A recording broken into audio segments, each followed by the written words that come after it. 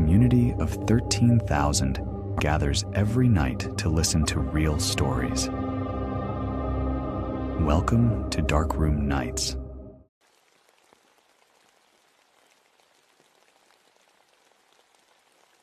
From 2012 to 2013, I did a lot of hiking in and around the coastal range in Oregon.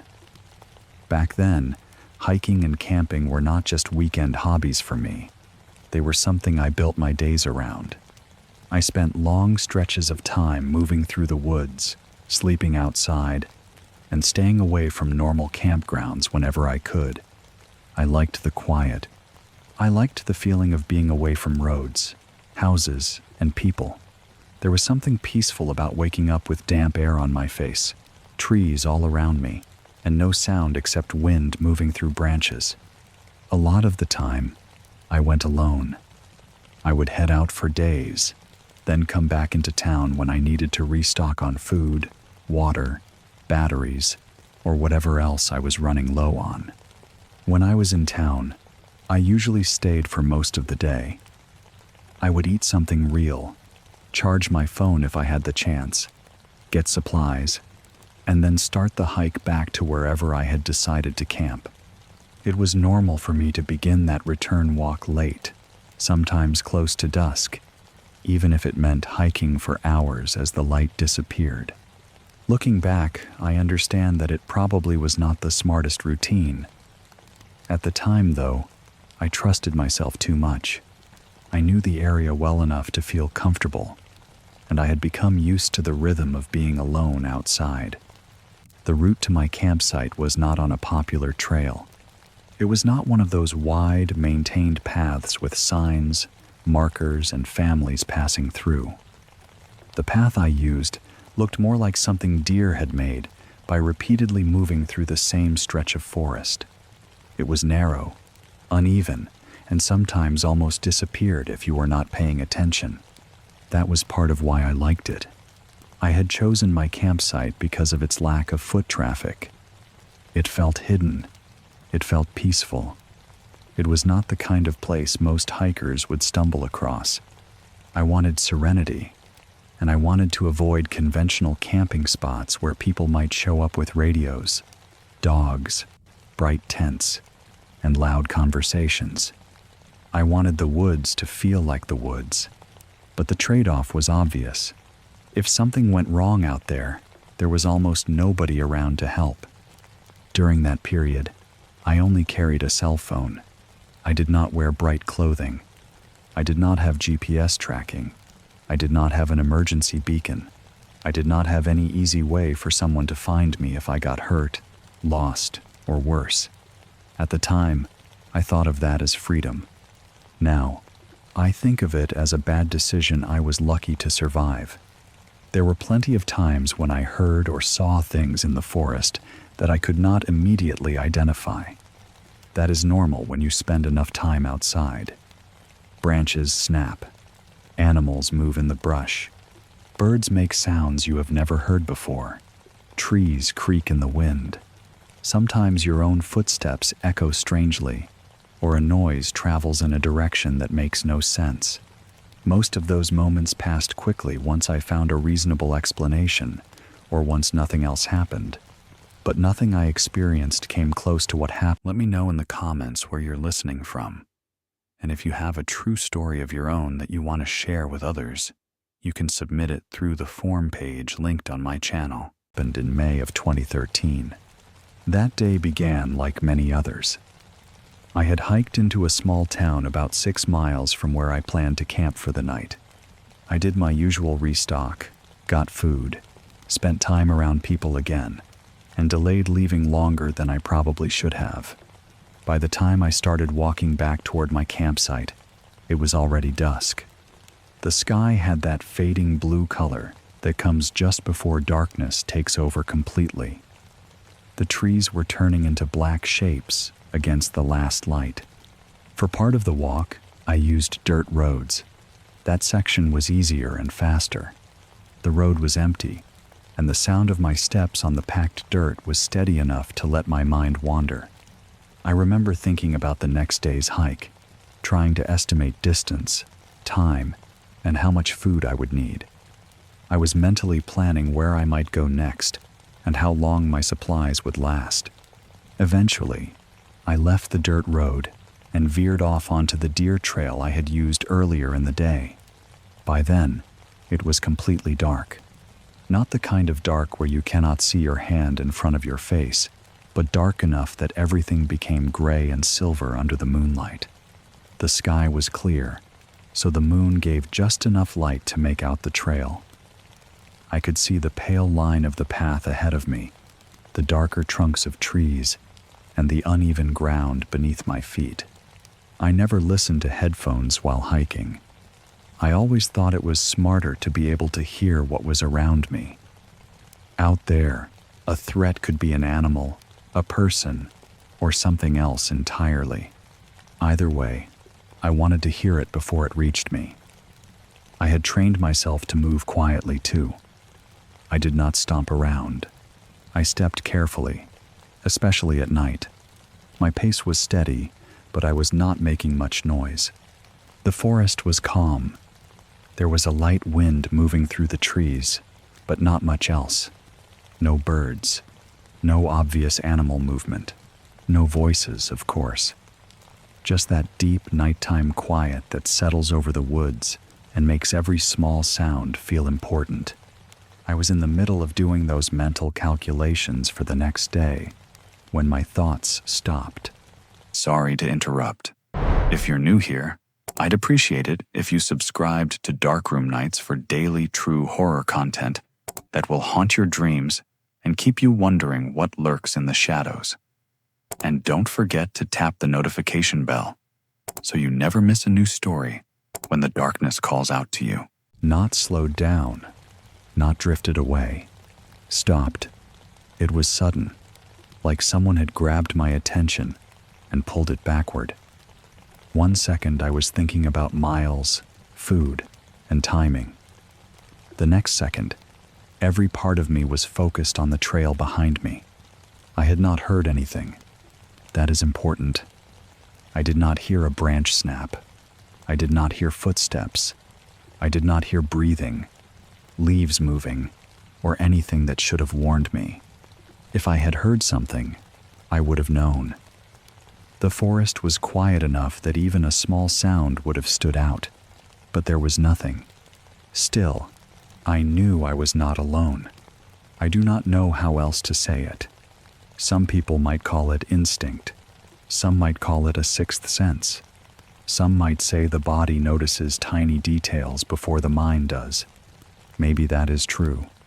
Maybe I heard something too small to consciously register. Maybe I felt a shift in the air. I do not know. What I do know is that I became suddenly and completely aware that something was behind me on the trail, not somewhere nearby in the trees. Behind me, about 30 yards back. That level of certainty is what still bothers me. I did not think something might be there. I knew it. The feeling came with direction, distance, and intent. It was not vague fear. It was specific. Something was down the trail behind me, close enough to matter, and it knew I was there. I stopped walking. For a moment, I stood completely still, listening. My body had gone tense before I had even decided to be afraid. My shoulders tightened. My hands felt colder.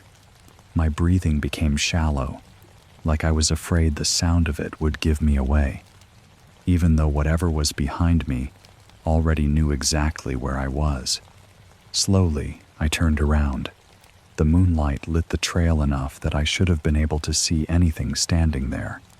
I looked back along the narrow path, past the dark shapes of bushes and trunks, through the pale stretch of open ground behind me. There was nothing. No person, no animal, no movement, no shadow crossing the path, nothing standing between the trees. But the feeling did not leave. If anything, it got stronger. I stared down that trail, and every logical part of my mind told me there was no immediate threat. My eyes saw an empty path. My ears heard nothing unusual. There was no growl, No footstep, no snapping brush, no outline of a body. Everything appeared normal, but my senses were screaming at me to get out of there. It was pure fight or flight, not nervousness, not discomfort. It felt like my body knew something my mind was refusing to accept. My skin prickled. My stomach dropped. My legs felt ready to move even though I was standing still. There was a pressure in the air, like being watched from too close. And then came the strangest part. It felt like I was being taunted. That is hard to explain without sounding dramatic, but there is no better word for it. The presence down the trail felt aware. It felt deliberate. It felt like something was letting me know it was there without showing itself. Even though I could not see anything, I had the distinct feeling that it knew I knew. That is the part that still scares me the most. It was not just hiding. It was not just passing through. It felt like a silent exchange had happened between us. I knew it was there. It knew I knew. And somehow, that was exactly what it wanted. I stood there for maybe 30 seconds, maybe less. It felt longer. I kept searching the trail, trying to force my eyes to find what my body was reacting to. The moonlight was bright enough that 30 yards back should have been no problem. If someone had been standing there, I would have seen them. If an animal had been in the open, I would have seen it. I will swear by that. There was nothing on the trail, nothing I could see. Eventually, I made myself turn around and keep walking. I did not run. I wanted to, but I did not. Part of me thought running would be the worst possible thing to do. If it was an animal, maybe running would trigger it. If it was a person, running might tell them I was afraid. If it was someone dangerous, someone who had been waiting for a lone hiker, then maybe I was already in serious trouble either way. My tent was still ahead. If someone followed me back, they could reach me there too. That thought hit me with a horrible kind of clarity. If it was a man out there planning to kill someone, then running might not save me. So I walked quickly. That was my decision. Keep moving. Do not panic. Do not look back. Get to camp. Less than a minute later, I heard the sound. It came from behind me. The first part was like rushing air, a fast swoop, as if something had moved through the space behind me with speed. Immediately after, it came a scraping sound, like a rake being dragged across the dirt trail. The two sounds happened close together, maybe half a second apart. Then, it happened again. Rushing air. Scrape. Again. Rushing air. Scrape. Again. 4 times total. Each one came from behind me, close enough that I felt the sound in my spine, maybe 20 yards back, maybe less. It was not distant. It was not somewhere deep in the trees. It was on or near the trail behind me. I still do not know how I kept myself together. Everything in me wanted to turn around. Everything in me wanted to break into a full sprint. But another part of my brain stayed strangely focused. I knew that if I looked back and saw something, I might freeze.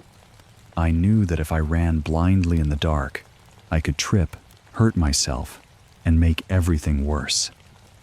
So I locked my eyes on the trail ahead and kept walking fast. My breathing sounded too loud. My heart was slamming so hard it almost felt painful. Every muscle in my back was tight because I was waiting for something to hit me, grab me, or rush up behind me. I kept expecting to feel a hand on my shoulder, teeth at my neck, or a body crashing into mine from behind. But nothing touched me. The sound stopped for a while. Then, every so often, I felt it again. Not always a sound, but the presence. It stayed behind me for most of the next hour. That hour was one of the longest of my life. I just kept walking. I did not look back. I did not call out. I did not slow down unless the trail forced me to. The path twisted through the dark woods, and every bend felt like a place where something could step into view. The moonlight helped just enough to keep me moving, but not enough to make me feel safe. Shadows pooled between trees. Branches looked like arms. Fallen logs looked like crouched shapes until I passed them. The whole time, I felt followed. Sometimes the feeling faded just enough for me to wonder if I had imagined it. Then it would return stronger, pressing into my back from the darkness behind me. I would hear a faint shift somewhere back on the trail, or the air would seem to change, or my instincts would flare again for no clear reason. Each time, I told myself not to look, keep walking, get to the tent, but that thought was not comforting either. The tent suddenly seemed fragile in my mind. It was just fabric, a thin layer between me and whatever might be outside. If something had followed me through the woods for miles, what was a tent going to do? Nothing. I knew that. I kept thinking about crawling inside, zipping it shut, and lying there in the dark, while something stood a few feet away on the other side of the fabric. The closer I got to camp, the more exhausted I became. My legs were stiff, and my pack felt heavier than it had all day. My mouth was dry. I wanted water, but did not want to stop. I wanted to turn around and prove nothing was there, but I could not make myself do it. I kept moving through that narrow moonlit trail, feeling like I was being herded forward by something that had no need to rush. Then, a few minutes from my campsite, the feeling changed. It did not disappear all at once. It lifted gradually, but clearly. The pressure behind me loosened. The fight or flight rush started draining out of my body. My breathing became a little easier. The forest still looked dark and cold, but the awful certainty that something was right behind me began to fade. That almost scared me more, because it felt intentional, like whatever had been following me had decided to stop. I reached my camp and climbed into my tent as quickly as I could. I zipped it shut, sat there in the dark, and listened. At first, I could hear everything. The fabric shifting slightly, my own breathing, the pulse in my ears, the tiny sounds of the forest outside. Every rustle made my body tighten. Every faint movement in the brush made me picture something standing just beyond the tent, waiting. I did not sleep, not for a minute. I lay there the entire night, staring into the darkness inside the tent, watching the fabric walls for shadows. I kept expecting something to press against the outside. I kept expecting to hear those same sounds again. The rush of air, the scraping across dirt. I imagined something circling the campsite. I imagined someone standing at the edge of the trees, watching the tent and knowing I was awake inside it. Nothing obvious happened, but that did not make me feel safe. When morning finally came, the light felt unreal. Birds started making noise again. The trees looked normal. The trail looked like just a trail. My campsite looked peaceful, almost innocent, as if the night before had happened somewhere else entirely. I packed up as fast as I could. I did not make breakfast. I did not sit and enjoy the morning. I did not try to investigate the trail behind me. I just broke down the tent, gathered my things, and left. I still do not know what happened that night. I have thought about it for years. I have tried to explain it as an animal, a person, stress, fatigue, imagination, or some strange combination of all of it. Maybe there was a predator nearby, and my body sensed it before I could hear or see it. Maybe there was a person on that trail who knew exactly how to stay out of sight. Maybe the sounds had a natural source I simply did not recognize. But none of those answers feel complete, because I know what I felt. I know I stopped thinking mid-thought for no reason, and became instantly aware of something behind me. I know the trail was empty when I looked. I know it was bright enough to see. I know the presence felt aware, almost playful in a cruel way, like it was letting me feel it without allowing me to see it. I know I heard those rushing and scraping sounds behind me, close enough to make my body lock up, and I know it followed me for most of the next hour. I have spent a lot of nights outside, and I have been scared in the woods before. Fear happens out there. Your mind can turn shadows into shapes and ordinary sounds into threats. But this was different. This was not just fear of the dark. It felt like contact with something I was never supposed to notice. Whatever was behind me on that trail in May of 2013, I never saw it, but I knew it was there. And somehow, that was worse.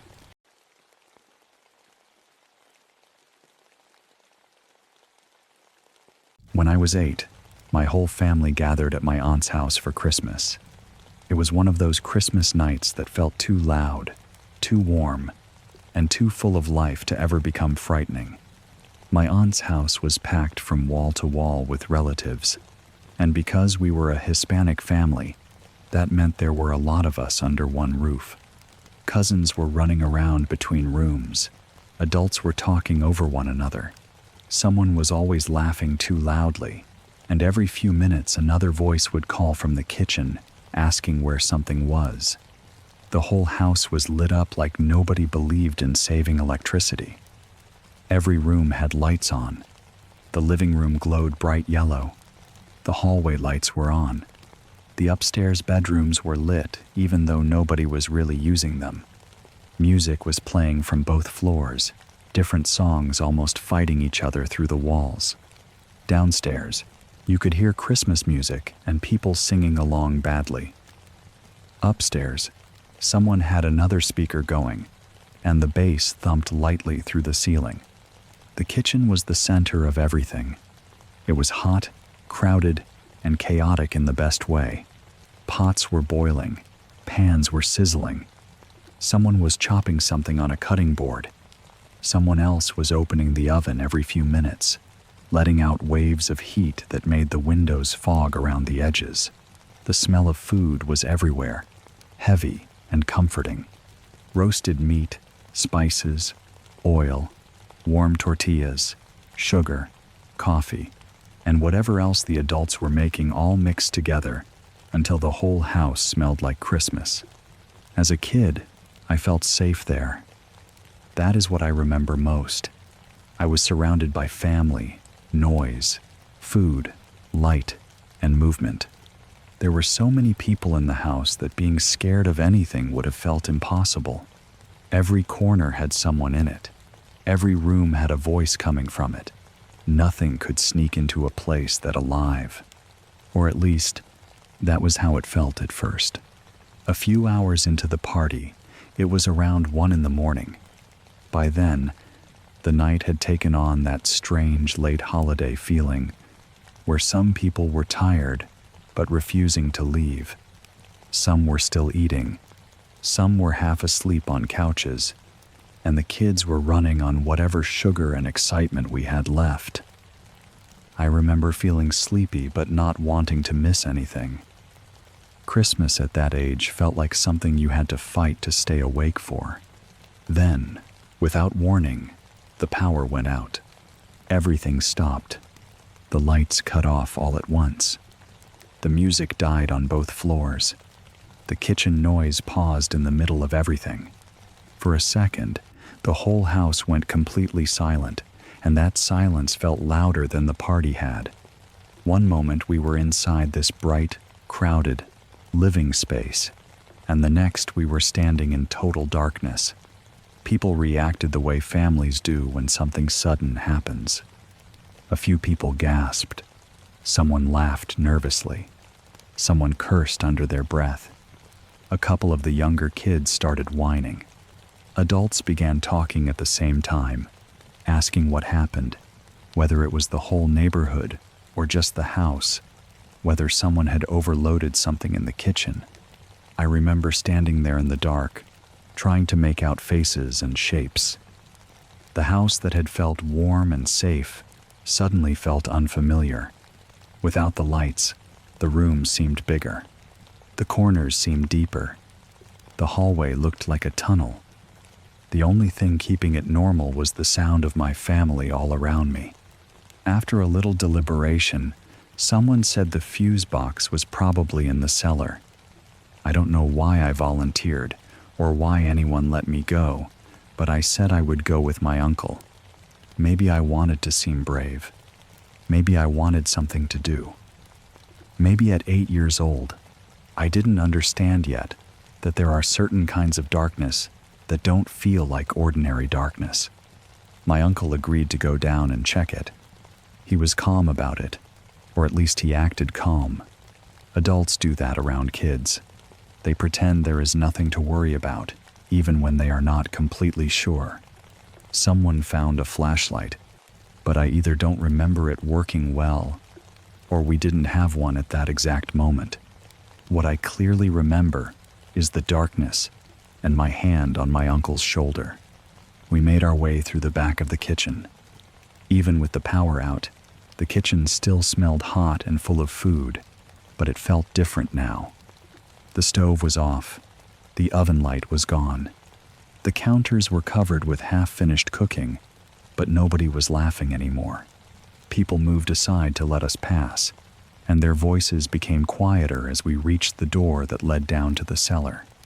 That door had never bothered me before. During the day, it was just a door.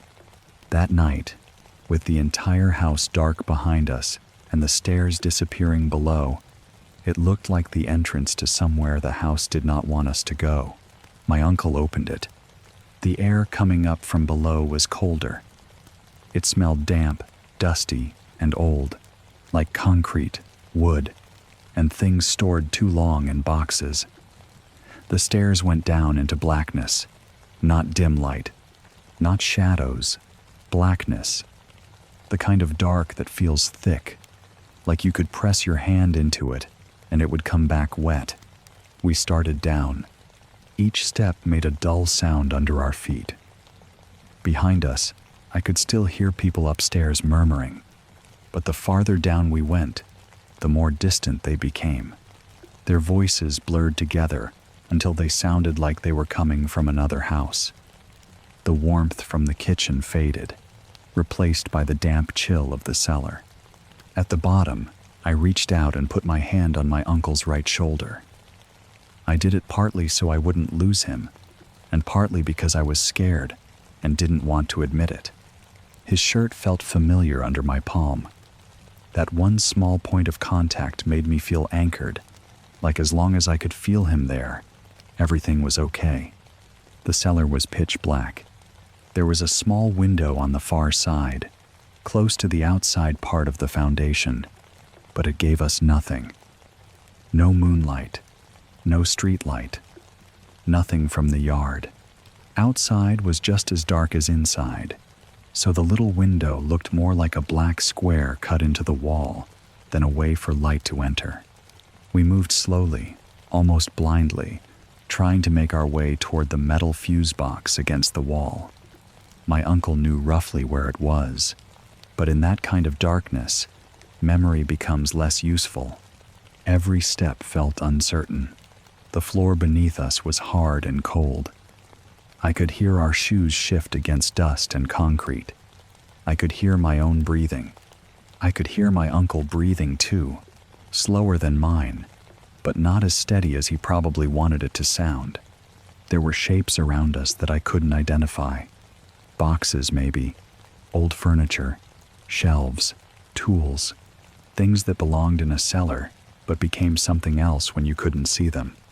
I remember keeping my free hand slightly raised in front of me, afraid my face would hit something hanging low from the ceiling. We had only taken a few steps when we heard something move ahead of us.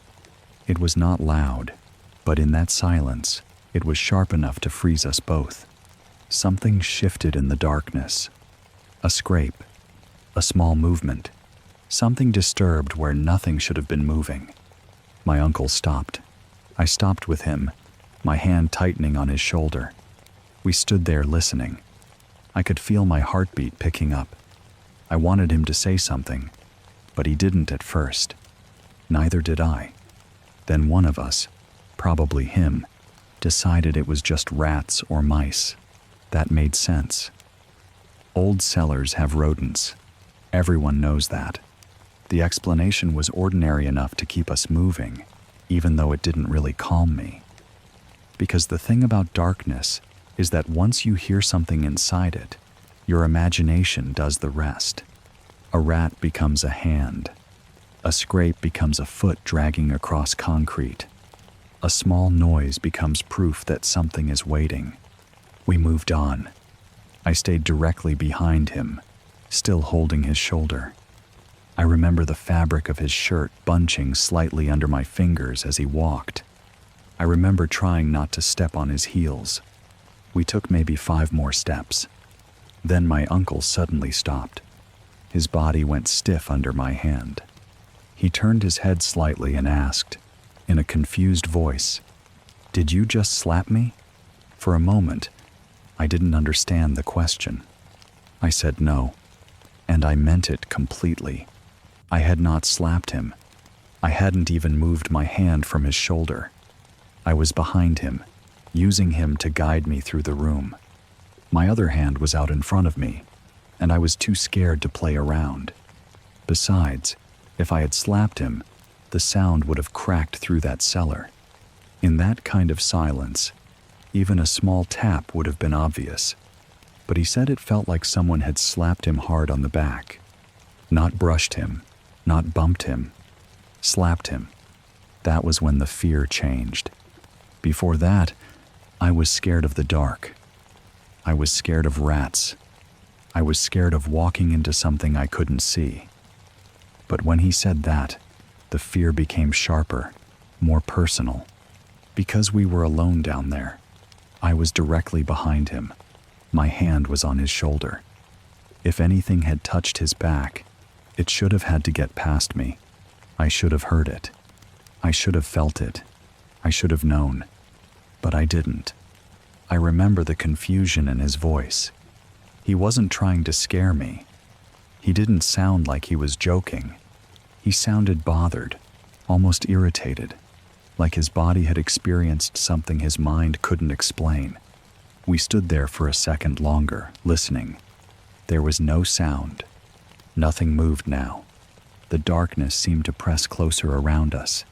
My uncle said it was weird, maybe muttered something under his breath, and we kept going. I don't know why we didn't turn back. Maybe because the power was still out upstairs. Maybe because adults don't want to look scared in front of children. Maybe because stopping in the middle of that cellar felt worse than finishing the job. Those next couple of minutes felt much longer than they probably were. We moved slower now. Every little shift of air made me tense. Every time my foot touched something on the floor, my stomach jumped. I stayed so close to my uncle that I was almost stepping on him, but I still had the awful feeling that there was space between us. Space just big enough for something unseen to stand. Eventually, we found the metal box on the wall. My uncle opened it and worked with the switches.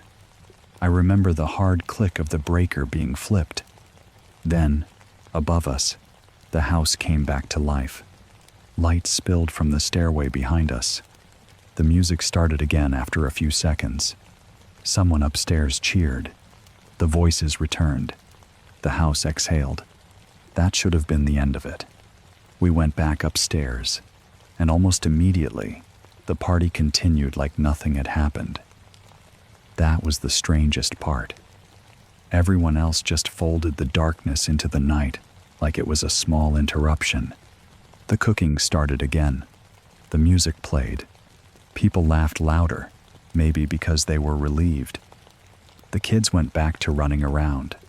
The adults went back to eating and talking. But I kept looking at my uncle.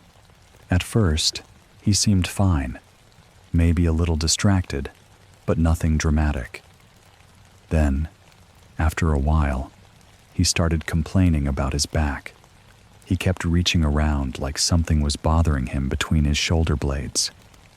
He rolled his shoulder once. Then again, he made a face and said it felt strange. Someone asked what he meant. He said it felt like static prickling under his skin, like when your arm falls asleep, but mixed with the sting of being slapped hard.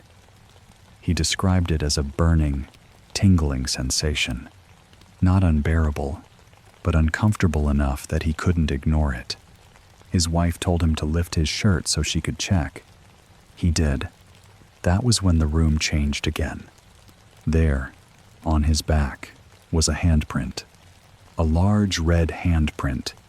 It was placed on his left shoulder blade and stretched partly toward his spine. It was clear. Too clear. Not a vague mark, not a random rash. It looked like someone had pressed or struck an open hand against his skin with enough force to leave the shape behind. You could make out the placement of the palm and where the fingers had been. People gathered around him, and the mood shifted fast. The laughing quieted. The music still played somewhere in the background, but nearby, everyone was staring. His wife touched around the mark carefully, asking if it hurt. He said it felt hot and prickly. I remember feeling cold even though the kitchen was warm again, because I had been there. I had been directly behind him. I knew nobody had been between us. I knew I hadn't slapped him. I knew there had been no one else in that cellar with us, at least no one we could see. And yet, the mark was there. Once the adults started talking about it, the explanations came quickly, but none of them made me feel better. Some people tried to be logical. Maybe he had hit something in the dark. Maybe he leaned into a pipe. Maybe he brushed against a shelf or a hanging object. But the mark didn't look like that. It looked like a hand, a human hand. And then came the other kind of explanation. In my family, like in many Mexican families, superstition sits close to everyday life. Even people who say they don't believe in things will lower their voices when certain topics come up. Ghosts, demons, bad energy, warnings, spirits, the devil. These weren't just stories to scare kids. They were possibilities people treated with caution. Someone mentioned the noise we heard downstairs. Someone else said maybe there had been something in the cellar. Then the word demon came up. Then devil. I was 8 years old, standing in a bright kitchen full of relatives, looking at a red handprint on my uncle's back. And suddenly, the cellar below the house didn't feel like part of the home anymore. It felt like a place underneath the family, underneath the music and food and Christmas lights, where something had been waiting in the dark. What bothered me most was not just the mark, it was the position of it. If something had touched him there, it would have had to be close, very close. It would have had to reach him while I was right behind him, with my hand on his shoulder. It would have had to slip into the narrow space between us without making a sound, without brushing me, without disturbing the air enough for either of us to notice. That thought has stayed with me.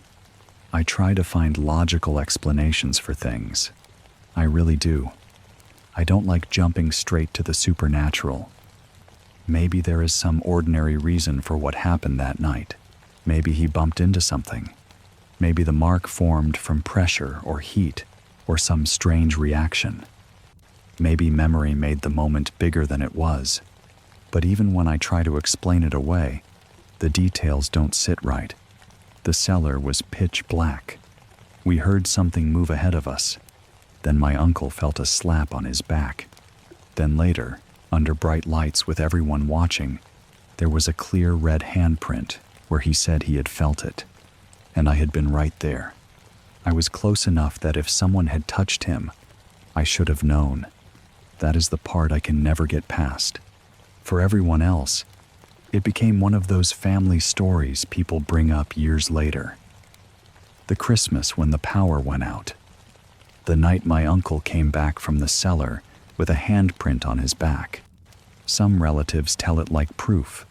Others laugh nervously and change the subject. My uncle, from what I remember, never seemed eager to talk about it for too long. But for me, the memory is still sharp. I remember the lights going out. I remember the sudden silence after all that music. I remember the cold air from the cellar. I remember my small hand gripping my uncle's shoulder as we stepped into darkness so thick I couldn't see my own feet. And I remember the moment he stopped and asked if I had slapped him. Because whatever touched him down there, it got between us without either of us noticing. And in that darkness, we were completely exposed.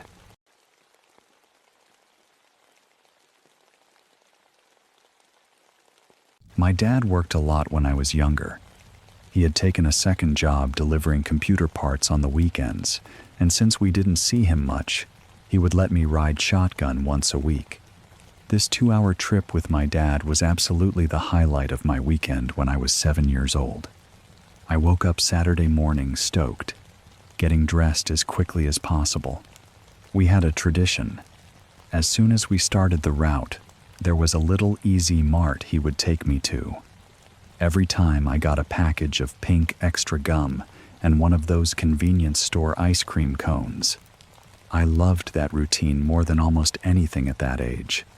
It probably sounds small now, just a kid sitting in the passenger seat of an old Bronco, chewing gum and eating a cheap ice cream cone while her dad drove around delivering computer parts. But when you are 7, little rituals feel enormous. They feel like proof that you are loved. They become the part of the week you wait for, the thing that makes Saturday feel different from every other day. My dad was tired a lot back then. I did not fully understand it at the time. I knew he worked during the week, and I knew he worked again on weekends, but I did not understand what that meant for him. I only knew that he was gone often, and when he was home, I wanted his attention. Riding with him on the weekend made me feel special. I got to sit up front. I got to talk to him without anyone else interrupting. I got to watch the road roll by and pretend I was helping with something important. That Saturday started like every other delivery day. I woke up excited before anyone had to call me. The house still had that early morning feeling, quiet and soft, with sunlight coming in through the windows and the faint sounds of my mom moving around in the kitchen. I got dressed quickly, probably too quickly, tugging on clothes without caring whether anything matched. I remember being happy in that pure, restless way kids get when they are waiting for something they love. I knew exactly how the morning was supposed to go. My dad would get ready. I would say goodbye to my mom. We would climb into the Bronco. I would buckle myself into the passenger seat. The engine would start with that rough, familiar sound. Then, not far into the route, we would stop at the Easy Mart. I could already picture it. The glass doors, the bright lights, the smell of coffee, sugar, and gasoline. My dad would let me pick the same things every time. Pink, extra gum, and one of those convenience store ice cream cones from the freezer. I do not know why I loved that gum so much. Maybe because it felt grown up. Maybe because it was mine. Something I got only on those trips.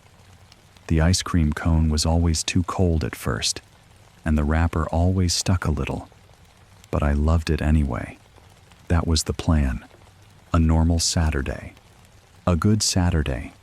So this particular day I told my mom bye, and when I got to the threshold of my home I am stricken with fear. It came out of nowhere.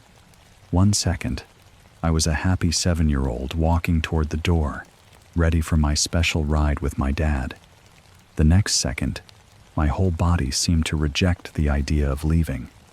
I stopped right at the threshold, as if there were an invisible wall in front of me. The doorway suddenly felt wrong. I do not mean I felt nervous.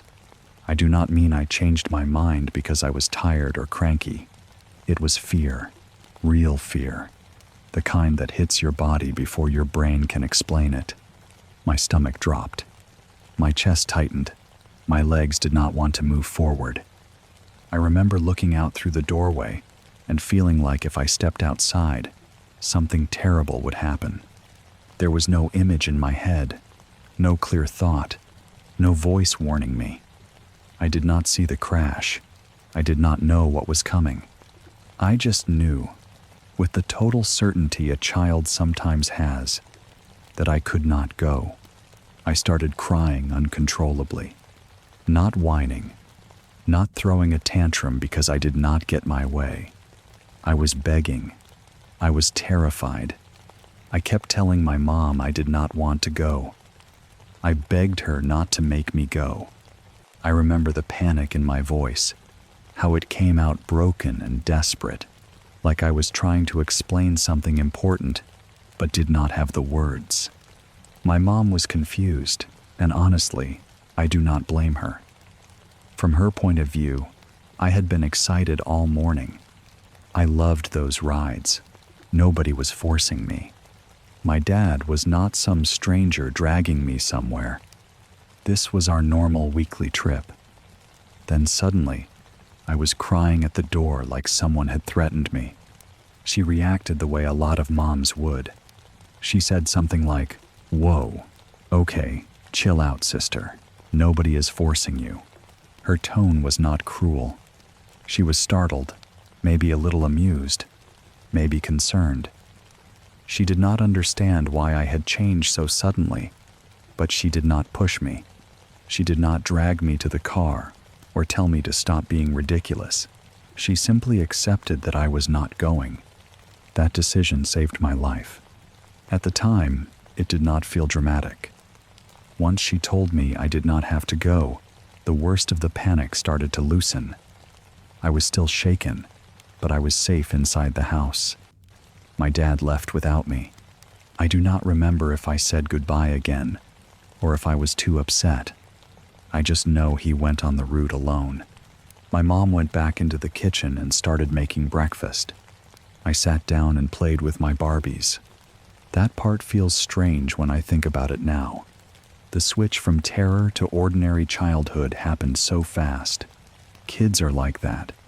One moment, I was sobbing at the doorway, convinced something awful waited outside. A little while later, I was on the floor with dolls, caught in whatever little story I was making up for them. The house smelled like breakfast. My mom was nearby. The morning felt normal again. But something had already happened. Or maybe something had already been prevented. About an hour later, the phone rang. I did not know what that sound meant yet, but my mom did. Adults have a way of hearing bad news before they are told.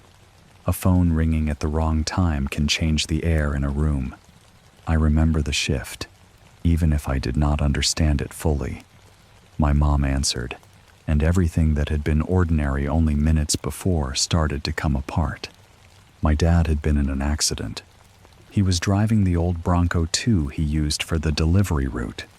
It was not a new vehicle, not especially safe by today's standards, but it was what he had.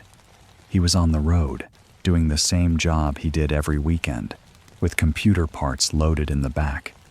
Then he heard a noise in the back seat. That detail still bothers me. He was alone. I was supposed to be in the passenger seat, but I was not there. Something made a sound behind him, or at least he thought it did. Maybe it was a box shifting. Maybe a part moved. Maybe the old vehicle made some strange noise. Maybe it was nothing at all, but it was enough to make him turn and look. When he looked back, there was nothing. Then he turned his eyes to the road again and saw a mailbox. He reacted fast, too fast. He overcorrected. The Bronco rolled 3 times. 3 times. It slid across the road before finally coming to a stop, leaving computer parts scattered all over the highway. Pieces of the delivery spilled everywhere. broken and thrown around like the vehicle had exploded open. My dad made it out bumped and bruised, shaken but alive. He was hurt, but not badly enough to kill him. That alone was a blessing. But the passenger side was destroyed. The side I would have been sitting on. The side where I always rode. The side where my 7-year-old body would have been buckled in, holding my gum, eating my ice cream cone, talking to my dad like it was just another Saturday. It was completely crushed. Not damaged a little, not dented, crushed. When I was told that, I do not think I understood the full meaning right away. I was too young to picture the mechanics of a rollover crash, the weight of a vehicle slamming onto one side, glass breaking, metal folding inward, everything inside being thrown and compressed. But the adults understood. My parents understood. Anyone who saw the vehicle understood. If I had gone with him, I almost certainly would not have survived. That is the part that has followed me my whole life. Not just that there was an accident. Accidents happen. People get delayed, make choices, miss things, avoid things by chance all the time. But I was 7 years old, and I had no reason to refuse that ride. I loved that ride. I looked forward to it all week. I woke up excited. I got dressed fast. I was ready to go. Then I reached the threshold of my home and felt absolute terror. Not mild hesitation. Terror. Something in me knew not to step through that door. After the accident, they found only one thing in the vehicle that connected to me. A pink package of extra gum. The same kind my dad always bought me at the Easy Mart. That detail is the one that makes the whole thing feel impossible to explain away. My dad had gone on the route without me, but the gum was there. Maybe he had already stopped and bought it out of habit. Maybe he planned to bring it back to me. Maybe it had been left from another trip. I do not know. But when I think of that crushed passenger side and that little pink pack of gum sitting somewhere in the wreckage, my stomach still turns. Because that should have been mine. I should have been there holding it. I have spent years trying to make sense of that morning. Part of me wants to call it instinct, but what kind of instinct warns a child about a crash that has not happened yet? Part of me wants to call it coincidence, but it feels too exact. A child suddenly refusing the one thing she loved most, right before the seat she always sat in, was destroyed. Maybe I heard something in my dad's voice that morning. Maybe my body picked up on some tiny detail I did not consciously notice. Maybe there was a mechanical problem with the Bronco, some sound or smell or feeling, and some primitive part of me reacted. But I do not remember anything like that. I remember being happy. I remember walking to the door. I remember fear hitting me like a wave. And I remember begging not to go. There is something deeply unsettling about being saved by a feeling you cannot explain. People talk about guardian angels, intuition, premonitions, and all kinds of things. I do not know what I believe. I only know what happened. If my mom had been stricter, if she had told me I was being silly, if she had made me get in the car because I had been excited all morning, I would have been in that passenger seat. That thought is hard to live with sometimes. It makes you realize how thin the line is between ordinary life and disaster. A doorway, a child crying, a mother deciding not to force her, a father leaving alone, a mailbox, one turn of the head, one overcorrection, 3 rolls, a crushed seat, and a package of pink gum. My dad survived, thank God. But I cannot imagine what he felt when he saw the passenger side afterward. I cannot imagine what my mom felt when she remembered me standing at the threshold, sobbing and begging not to go. Parents already carry enough fear about protecting their children. To realize your child might have narrowly avoided death because of a sudden, unexplained panic must be both a miracle and a nightmare. For me, the memory is strange because it is not only fear, it is also confusion. I do not remember seeing anything. I do not remember hearing a warning. I do not remember thinking, the car will crash. I just remember knowing in my body that I could not go. That kind of knowing is hard to describe. It was bigger than a thought. It was as if the space beyond the door had become dangerous, and every part of me understood it except my mind. I was only 7, so I did the only thing I could do. I cried. I begged. I refused to move. And somehow, that was enough. To this day, I do not ignore sudden fear the way I used to. I am not saying every bad feeling is a message. Sometimes anxiety is just anxiety. Sometimes nerves are just nerves. But there are moments when your body reacts with such force and certainty that you have to listen. You may never know why until later. You may never know at all. I learned that before I was old enough to understand it. I learned it because one Saturday morning, I was supposed to ride shotgun with my dad like I always did. I was supposed to stop at the Easy Mart. I was supposed to get my ice cream cone and my pink extra gum. I was supposed to sit on the passenger side of that old Bronco 2 for a 2-hour delivery route. Instead, I froze at the threshold and cried until my mother let me stay home. An hour later, the passenger side of that Bronco was crushed beyond recognition, and the only thing they found inside was a pink package of extra gum.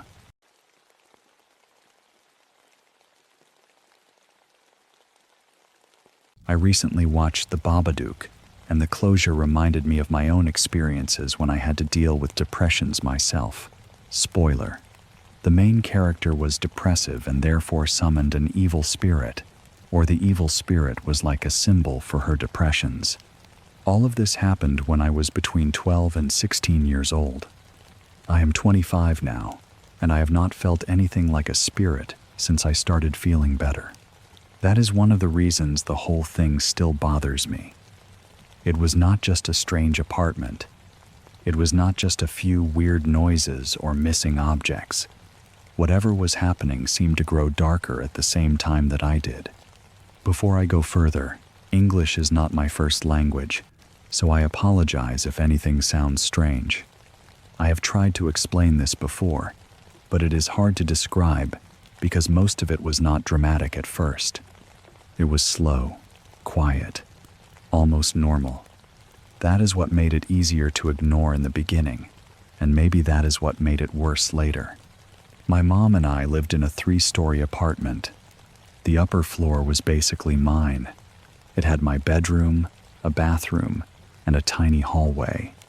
It felt separate from the rest of the place, almost like a small apartment inside the apartment. During the day, I liked having that floor to myself. It made me feel older, like I had my own private space.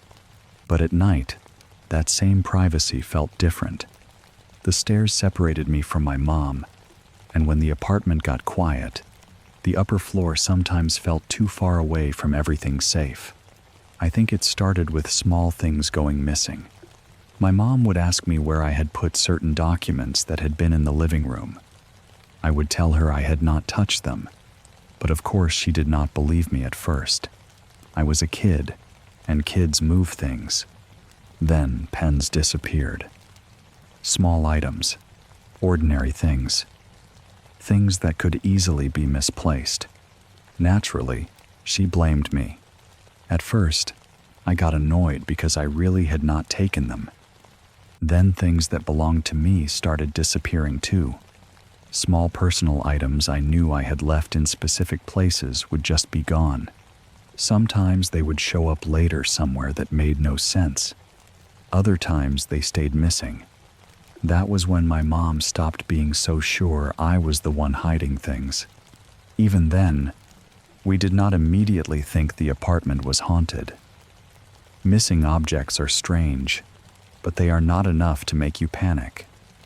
People forget where they put things. People blame each other. Life moves on. Then the television began turning itself off and on, only a few times, but enough that we noticed. The screen would go black when no one touched the remote, or it would turn on by itself when the room was empty. Again, it was unsettling, but not terrifying. You can blame electricity for that. You can blame a faulty remote, bad wiring, old appliances, anything. None of it made us say, "This apartment is haunted." Not yet. So we kept living there like normal. Around a year later, when I was 13, my depression got worse, and the apartment seemed to change with it. I remember one night very clearly. I was asleep, then suddenly woke up and started crying. It was not because of something happening in the room. It was just that heavy emotional pain that can hit you when you are young, sad, overwhelmed, and full of feelings you do not know how to manage. Puberty, heartbreak, loneliness, all of it. I lay there crying in the dark, feeling completely miserable. Then I felt someone pet my cheek. It was gentle, soft, the way someone might comfort a crying baby. Not a slap, not a grab, not something aggressive, just a slow, soothing touch against my face. I should have been terrified, but in that moment, I felt comforted. The crying slowed almost immediately. My body relaxed. It felt like someone was there with me, trying to calm me down. I did not open my eyes. I do not know why. Maybe I did not want to break whatever was happening. Maybe part of me was afraid to look. But I remember the touch feeling real, and I remember falling back asleep afterward. At that stage, whatever was in the apartment did not always feel evil. Strange, yes. Unsettling, yes. But not always threatening. Sometimes it felt like a presence that was simply there, watching, moving through the apartment, not fully part of our world, but close enough to touch it. One day, I had a friend over. We were standing in the hallway on my floor when we heard someone running up and down the stairs, loudly. Not a creak, not a pipe, not the sound of the building settling. It was clearly footsteps. Fast, heavy footsteps rushing up, then down, then up again. The sound echoed through the stairwell like a person was sprinting between floors. My friend went pale. That reaction scared me more than the sound itself. When you are alone, you can tell yourself you imagined something, but when someone else hears it and looks at you with genuine fear, it becomes real in a different way. We stood there frozen, listening. There was nobody on the stairs. A few days later, I was home alone. I was in my room with the door open, probably doing something ordinary like sitting on my bed, listening to music, or just wasting time. Then I heard someone unlocking the apartment door downstairs. I heard the key in the lock. To this day, I am absolutely sure of that sound. Anyone who has lived in an apartment knows it. The tiny scrape of metal, the click, the turn. Then I heard the door open and close. After that, footsteps started coming up the stairs. I assumed my mom had come home early. I called out for her. No answer. The footsteps stopped, or maybe they faded. I waited, expecting her to appear at the top of the stairs or call back, but nothing happened. I went to check, and nobody was there. The apartment was still locked. My mom was not home. No one had come in. That one disturbed me because it had been so ordinary. It was not a ghostly whisper or a dramatic bang. It sounded exactly like someone coming home. The key, the door, the stairs. A normal routine repeated by something that was not there. After that, I often felt watched. Not every second, but often enough that it became part of living there. I would be in my room and feel attention on me from the hallway. I would turn and see nothing. I would sit in the living room and suddenly feel like someone was standing just outside my line of sight. It happened so frequently that, strangely, I got used to it. My mom felt things too. She told me she sometimes saw movement in the corner of her eye, quick shapes, something passing through a room. She also said that at times, even when she was alone, she felt as if somebody was with her. Those things happened now and then, but for a while, they did not scare us too badly. We treated it almost like an unpleasant feature of the apartment, like bad plumbing or noisy neighbors. It was there. It was strange, but it did not seem to be doing us harm. Then, when I was around 14 or 15, my depression became much worse. I started hurting myself, and I attempted suicide twice. I will not go into detail about that, because the details are not the point. What matters is that I was in a very dark place.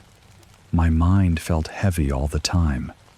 I felt trapped in myself, and the apartment felt trapped with me. The upper floor that had once felt like my private space began to feel like a room at the bottom of something deep. During that time, my mom told me she saw white fog walking up toward my floor. Not smoke, not steam, fog. She described it as moving upward, like it had a direction, like it was going toward me. I did not know what to do with that information. I was scared, but I was also exhausted from everything else I was feeling. When you are already struggling inside your own mind, fear becomes complicated. Some things scare you, but part of you is too tired to react properly. What was I supposed to do? Move out? Refuse to sleep upstairs? Tell someone we had fog walking through the apartment? Then something happened that convinced me the apartment was truly haunted. I was in bed one night, trying to sleep. I was not tired at all, so I was just lying there awake in the dark. My couch was right across from my bed. The room was quiet. Nothing unusual had happened that night, at least not before this. Then I heard breathing, heavy breathing. It came from the couch. At first, I thought I was imagining it. The mind does strange things in the dark, especially when you are anxious and tired. I held still and listened, expecting it to fade away once I focused on it. It did not fade. It continued. Slow, deep, harsh. There is a scene in the others where you can hear an old woman breathing. It sounded something like that, but more evil. That is the only way I can describe it. The breathing had a rotten, deliberate quality to it. It did not sound like a sleeping person. It sounded like something pretending to breathe, something close enough to my world to make the sound, but not close enough to be human. I stared toward the couch, but the room was too dark to see anything clearly. The breathing kept going. Minutes passed, then more minutes. I was too frightened to move. I kept thinking it would stop if I waited long enough, but it did not. My heart was pounding so hard that I could feel it in my throat. And still, beneath my own panic, I heard that breathing from across the room. I stayed awake for hours. The breathing never stopped. Eventually, I knew I had to leave the room. I could not lie there until morning with that thing across from me. Getting out of bed felt almost impossible. Every part of me was afraid that if I moved, whatever was on or near the couch would move too. But I finally forced myself to stand. I walked toward the door.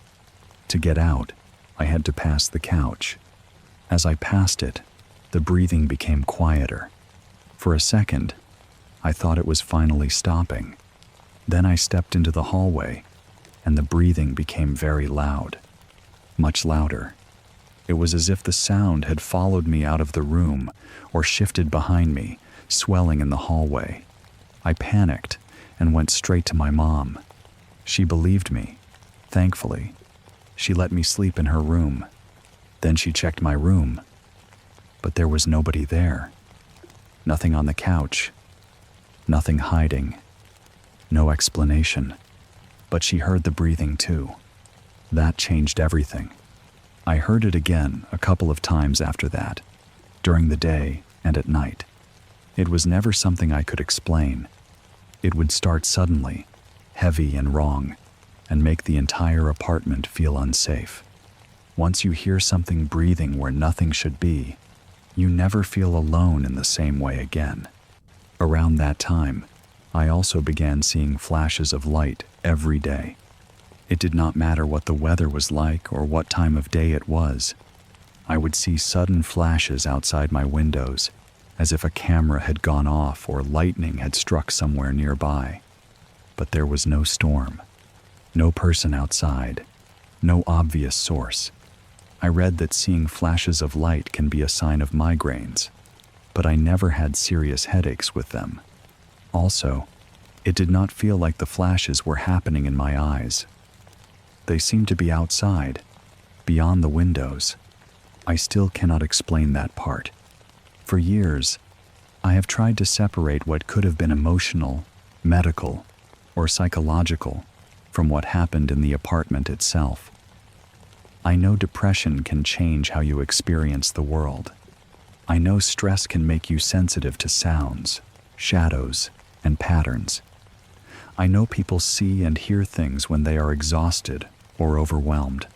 But my mom experienced things too. My friend heard the footsteps on the stairs. My mom heard the breathing. Objects went missing. The television turned on and off. The apartment door sounded like it unlocked when nobody was there. And the worst activity seemed to rise and fall with the state of my own mind. That is why the Babadook affected me so much. The idea that grief or depression could become something outside of you, something with a shape, something that haunts the space around you, felt too familiar. I am not saying I literally created a spirit. I do not know how any of that works, but it felt as if the darker I became, the darker the apartment became too. Like something noticed the weakness in me and moved closer. And then, later, when I got better, it stopped. That is the detail I keep coming back to. I am 25 now. I have not felt a spirit since I felt better. No watching presence. No heavy breathing from empty rooms. No footsteps running on stairs when nobody is there. No fog climbing toward my floor. Whatever that was, it belonged to that period of my life, that apartment, and that version of me. Maybe the apartment was haunted. Maybe my depression made me more open to something that was already there. Maybe the spirit was never separate from the depression at all, but some strange reflection of it. I do not know. What I do know is that when I think back to that time, I do not only remember sadness, I remember the feeling of being watched from the hallway. I remember the sound of the key turning in the lock when nobody came home. I remember white fog moving toward my floor. I remember lying in bed for hours while something breathed from the couch across from me. And I remember how, once I finally started healing, the apartment seemed to stop breathing with me.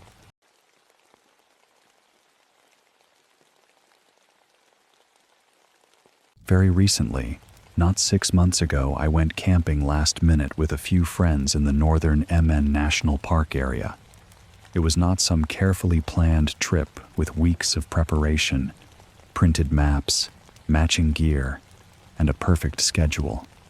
It was one of those decisions that happened fast, the kind where somebody says, "We should just go," and by the next day you are stuffing clothes, snacks, and camping supplies into a bag, while hoping you remembered everything important. I have always loved the forest. I love the smell of pine, wet dirt, and cold morning air. I love the quiet that settles over everything when you get far enough away from roads and buildings. I like the feeling of being small out there, surrounded by trees that were standing long before you arrived and will still be standing after you leave. But I have also always been a little afraid of it. Not in a way that stops me from going, but enough that I noticed things other people ignore. A branch snapping too close, a patch of silence where birds should be, a shape between trees that looks too much like a person until you stare at it long enough. I am also slightly superstitious, and I know that does not help. When you grow up hearing strange stories about the woods, you carry them with you, even when you tell yourself you do not believe them. You can laugh at them in daylight. You can joke about missing hikers, strange calls, and things that mimic voices. But when you are tired, alone, and surrounded by miles of trees, those stories become harder to laugh off. The trip itself started out completely normal. We camped, cooked food, talked around the fire, and did all the usual camping stuff. Nothing strange happened at the campsite. No weird noises in the night. No glowing eyes watching us from the tree line. No creepy figures standing outside the tents. It was just cold air, tired bodies, bad sleep, and the kind of silence that makes you realize how loud normal life is. By the next morning, we packed up and started the walk back. At first, I felt fine. A little sore, but fine. The trail was familiar enough, and we had daylight on our side. It was around 10 in the morning, bright enough to see clearly, though the sky was partly covered, and the light filtering through the trees had that pale northern look. The forest was wet from earlier weather. Leaves clung to the path. Mud sucked lightly at our shoes in low spots. The air smelled like moss, damp wood, and standing water. After a while, the tiredness started catching up with me. My legs were sore from the previous day, and every step seemed to remind me that I had slept badly. My shoulders ached under my pack. My feet felt hot and heavy inside my boots. The others were moving faster, talking among themselves, joking, and keeping a steady pace. I was still with them, but I had drifted toward the back of the group. At first, it did not bother me. I was the tail end, but I could still see the person ahead of me. Sometimes a branch or bend in the trail would hide them for a few seconds. Then they would reappear. Their backpack would flash between trees, or I would hear a laugh and know I was not far behind. I kept telling myself I was fine. I was just tired. We were all going the same way. Then we reached a section where the vegetation got thicker. The trail narrowed, and the forest seemed to press in closer on both sides. Tall plants leaned across the path. Wet leaves brushed against my arms and legs. The mud got worse too, turning the ground soft and uneven. Every few steps, my boot would sink just enough to slow me down. I had to focus on where I was stepping, and because of that, I stopped looking up as often. When I finally did look ahead, I could no longer see the person in front of me. I paused for a second, listening. I could still hear them. At least, I thought I could. There were voices somewhere ahead, muffled by trees and distance.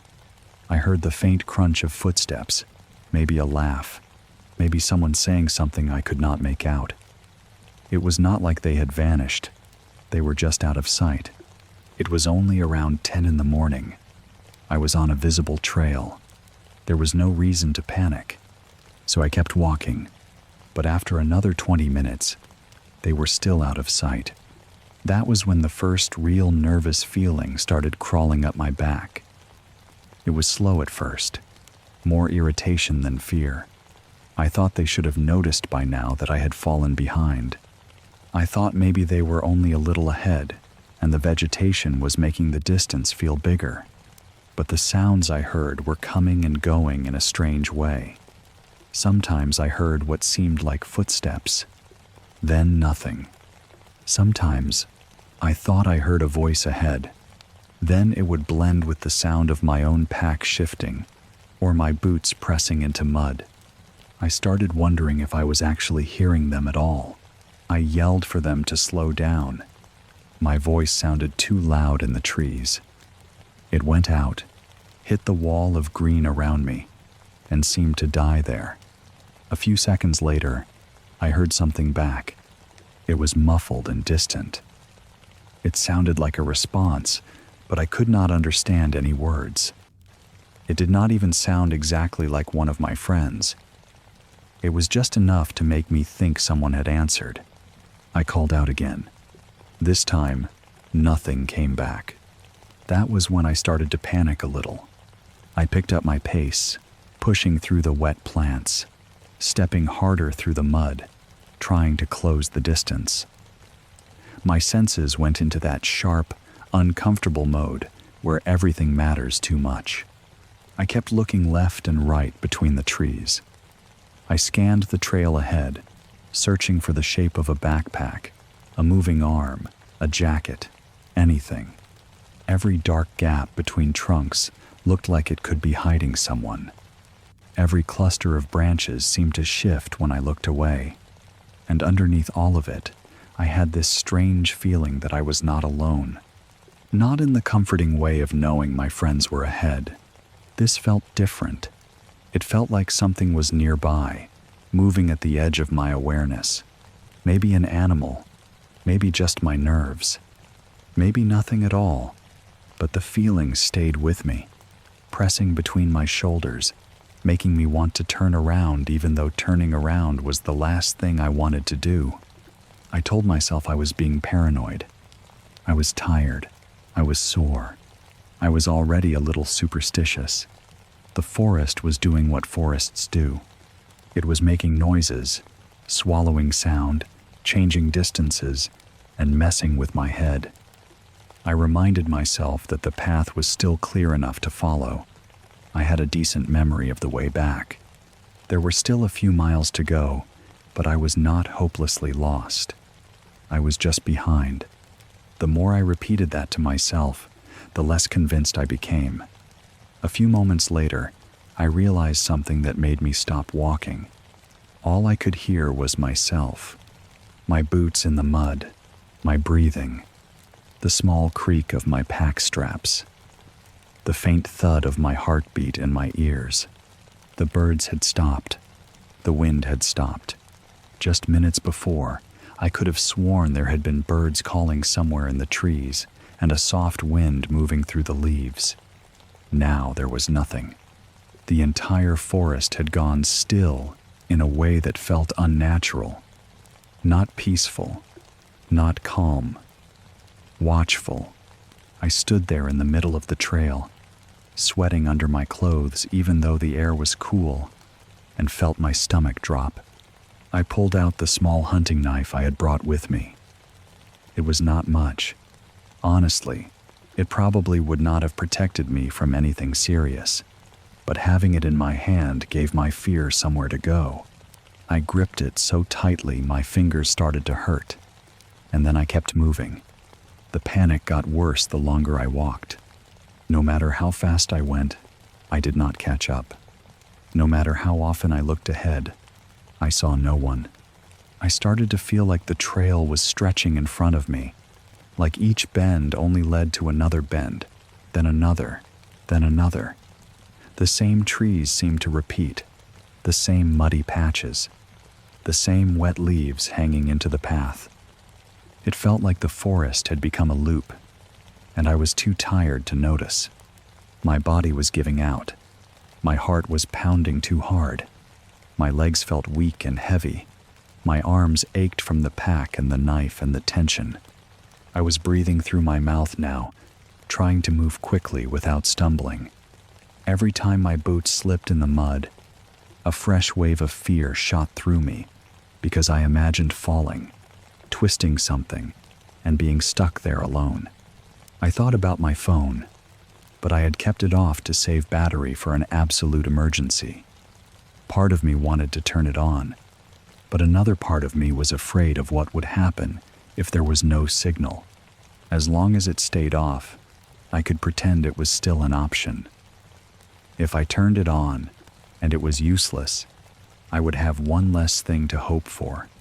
At some point, I checked my watch. It said 11:05 a.m. I kept going. Then I checked again later, and it still said 11:05. I stared at it for a few seconds, confused and irritated. The display looked frozen. I had a Pebble smartwatch, and I knew it could act weird sometimes, especially with my phone off and no Bluetooth connection. So I dismissed it, or tried to. But seeing the time frozen like that made everything feel even more wrong, like I had stepped outside the normal rules of the morning. The next stretch was miserable. It felt like another 30 minutes of walking, maybe more. I kept calling out until my voice started to give up on me. Each shout came out weaker and rougher. Sometimes I yelled my friends' names. Sometimes I just yelled, "Hey!" or "Wait up!" The forest gave me nothing back.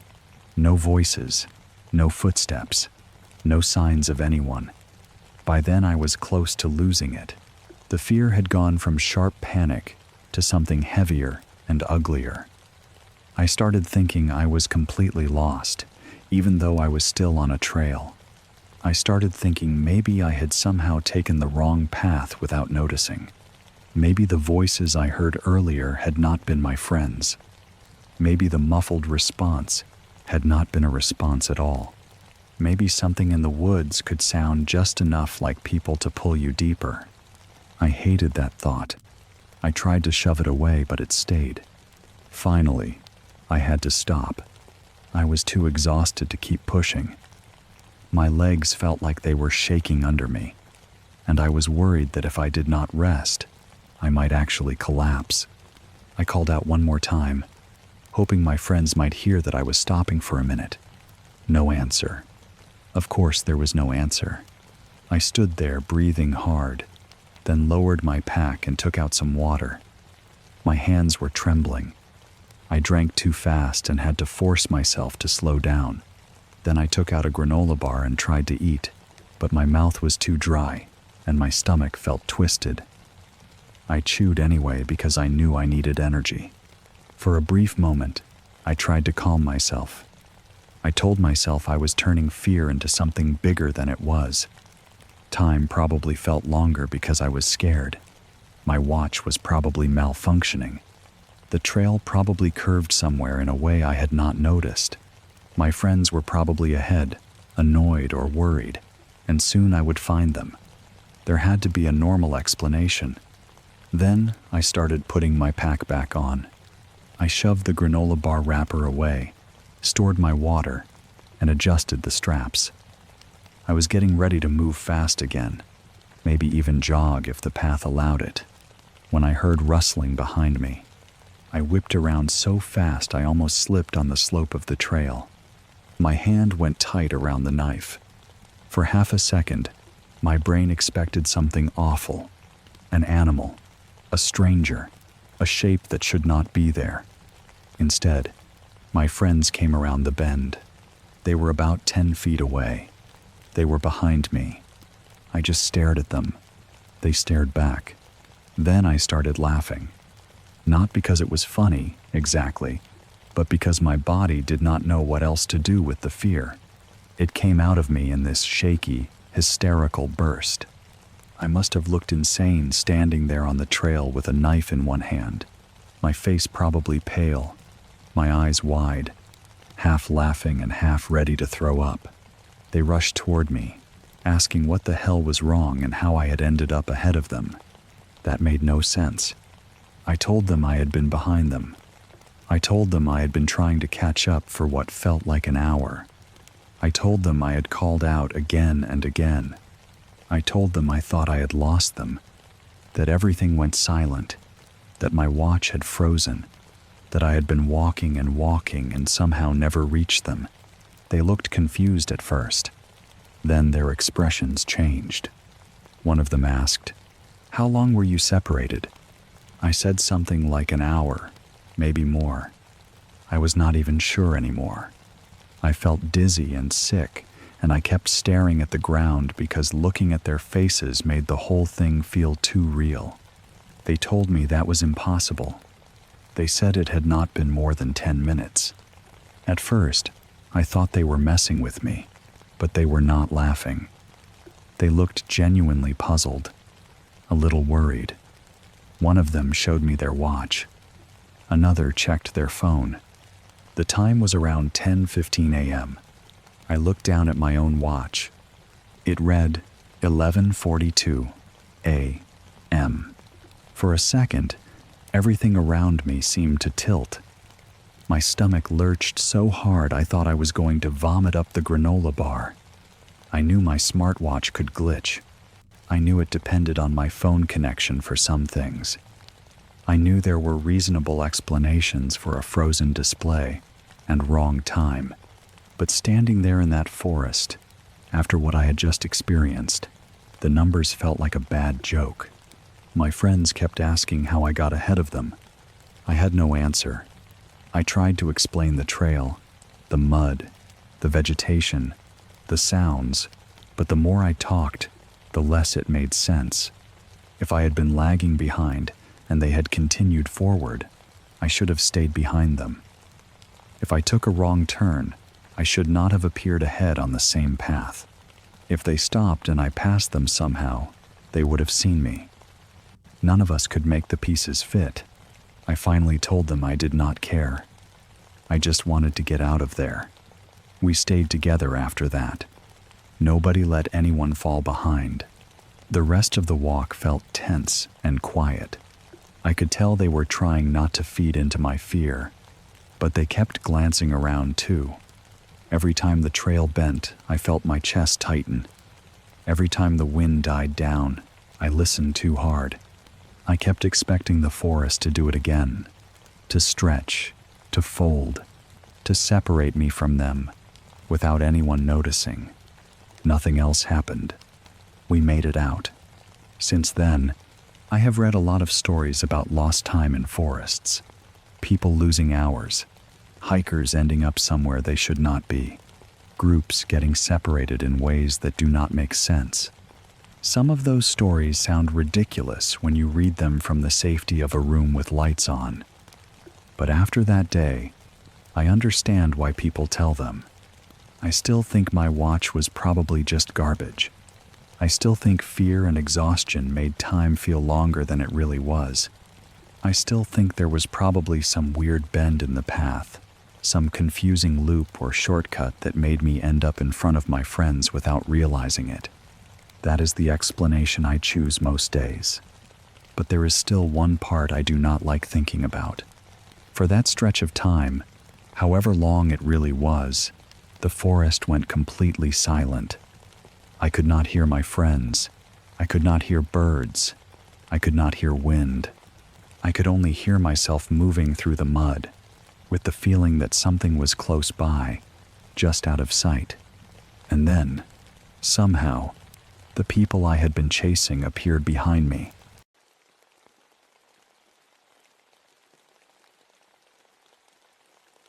As part of a family trip when I was about 8, we stayed at the Columbia City Hotel in California.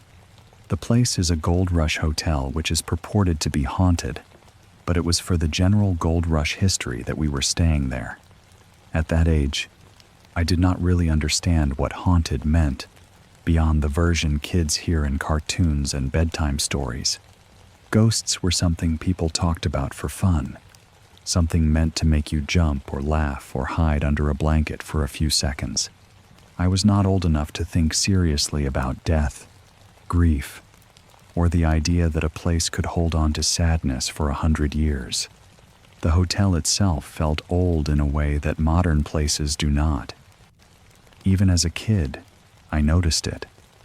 The floors seemed to creak no matter how softly people walked. The walls had that worn, historical feeling, like too many hands had touched them over too many decades. Everything smelled faintly of old wood, dust, polish, and the dry heat of California. It was not dirty or unpleasant.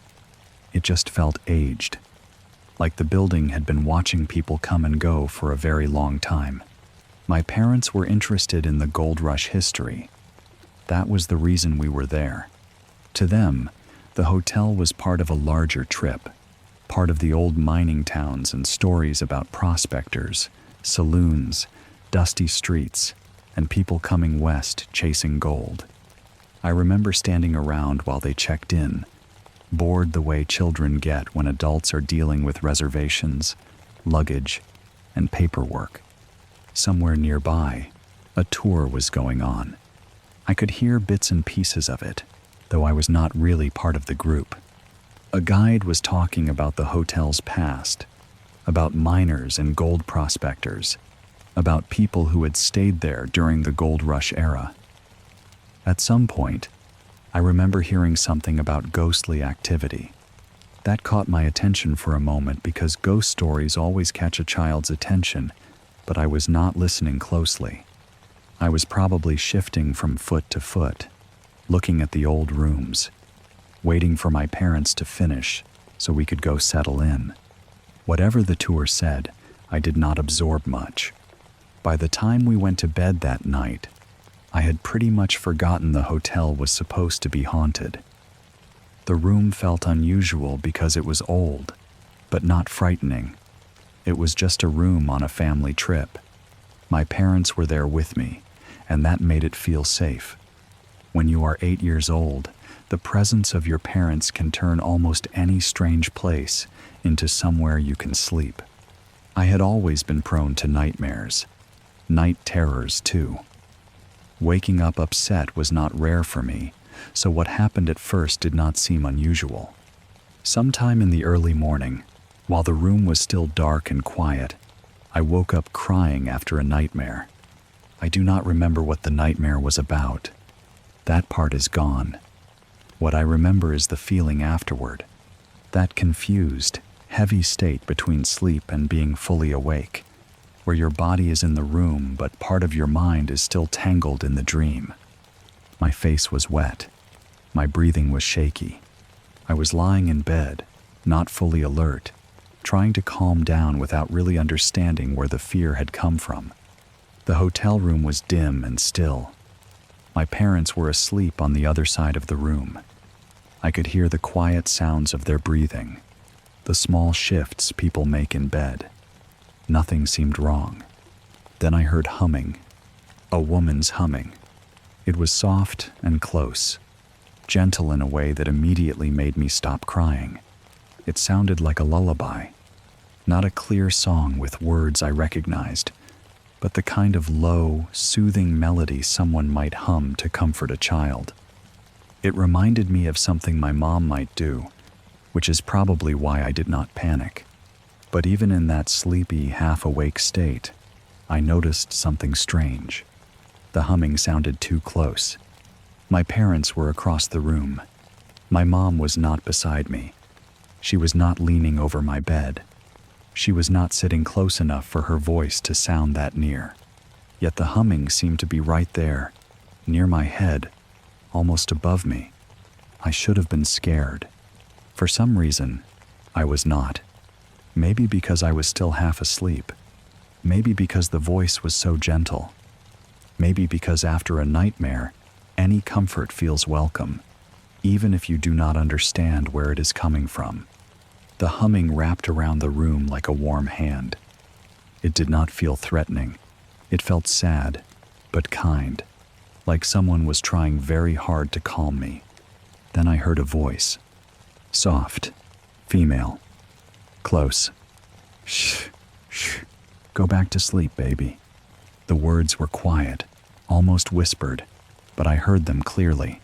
There was no sharpness in them, no warning, no anger, just comfort. The kind of thing a mother says automatically when a child cries in the night. Still sleepy, still caught between the dream and the room, I accepted it. I let myself calm down. My crying faded. My body relaxed back into the bed. The humming continued faintly, or at least I think it did.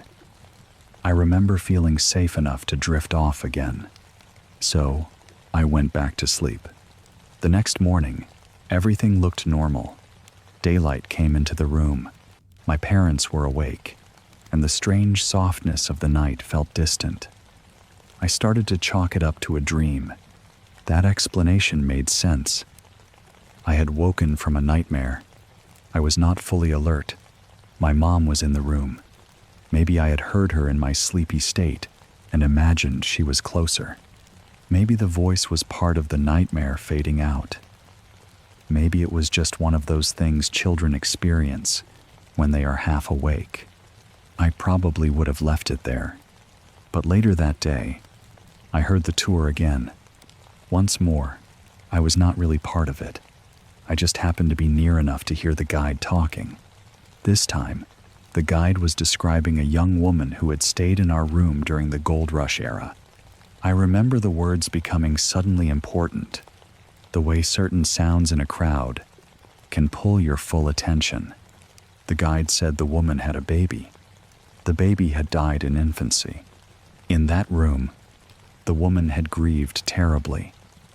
So terribly, according to the story, that people believed something of her remained there. The guide said guests had reported hearing an infant crying, and sometimes a woman singing. I froze. I knew I had not heard that part of the tour the day before. I would have remembered it. I was a child who had nightmares and night terrors, staying in that exact room. If I had heard a story about a dead baby and a grieving mother before going to sleep, I would absolutely have been scared of it. I would have thought about it all night. I would have told myself I was going to hear something, but I had not known. I had gone to bed unaware of that specific story. And in the early morning, after waking from a nightmare, I had heard a woman humming close to my bed and telling me, "Shh, shh, go back to sleep, baby." That changed the memory instantly. It no longer felt like a dream. It felt like an answer arriving after the question. The part that stayed with me was not that the hotel might be haunted. It was the kind of haunting it seemed to be. I did not feel threatened that night. I did not see a figure standing in the corner. I did not hear footsteps or chains or anything dramatic. I heard a motherly voice comforting a crying child. And maybe that was what made it so unsettling later. Because if the story was true, then whatever I heard was not just a random ghost. It was grief repeating itself. A woman who had lost her baby, still responding to the sound of a child crying more than a century later. Maybe she heard me wake up scared and, in whatever way she still existed, thought I was hers. Or maybe the room remembered the sound of a mother soothing a baby and played it back to me when I cried. I do not know. I only know that I was not afraid when it happened. I was comforted. But once I learned the history of that room, the comfort became something heavier, sadder, more disturbing. I have thought about it many times since. If I had heard the tour first, I could dismiss the whole thing easily. I could say my imagination built the experience from a ghost story. But I did not know the story. I did not know about the young woman. I did not know about the baby. I did not know people claimed to hear singing in that room. I only knew that I woke up crying in an old Gold Rush hotel, heard a woman humming close beside me, and felt soothed by a voice that did not belong to my mother. The next day, I found out guests had been hearing that same mother for years, and after that I never believed it was just a dream.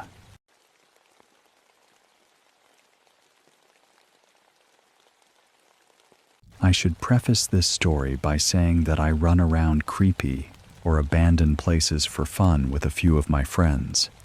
Technically, I'm a paranormal investigator, but it's just a hobby and an excuse to get the gang together. So we've been running around every weekend for about 3 years at this point, and during this time, I've only seen 2 things that suggest paranormal stuff might not be complete bullshit, and both have been at the same place. I'm only going to focus on the first. This happened about a year ago, maybe a year and a half. By then, my friends and I had already spent enough weekends doing this kind of thing that we were not easy to impress. We had walked through abandoned buildings, old cemeteries, empty lots, trails behind forgotten properties, and places that looked terrifying in photos but turned out to be nothing more than broken glass. graffiti, and raccoons. Most of the time, nothing happened.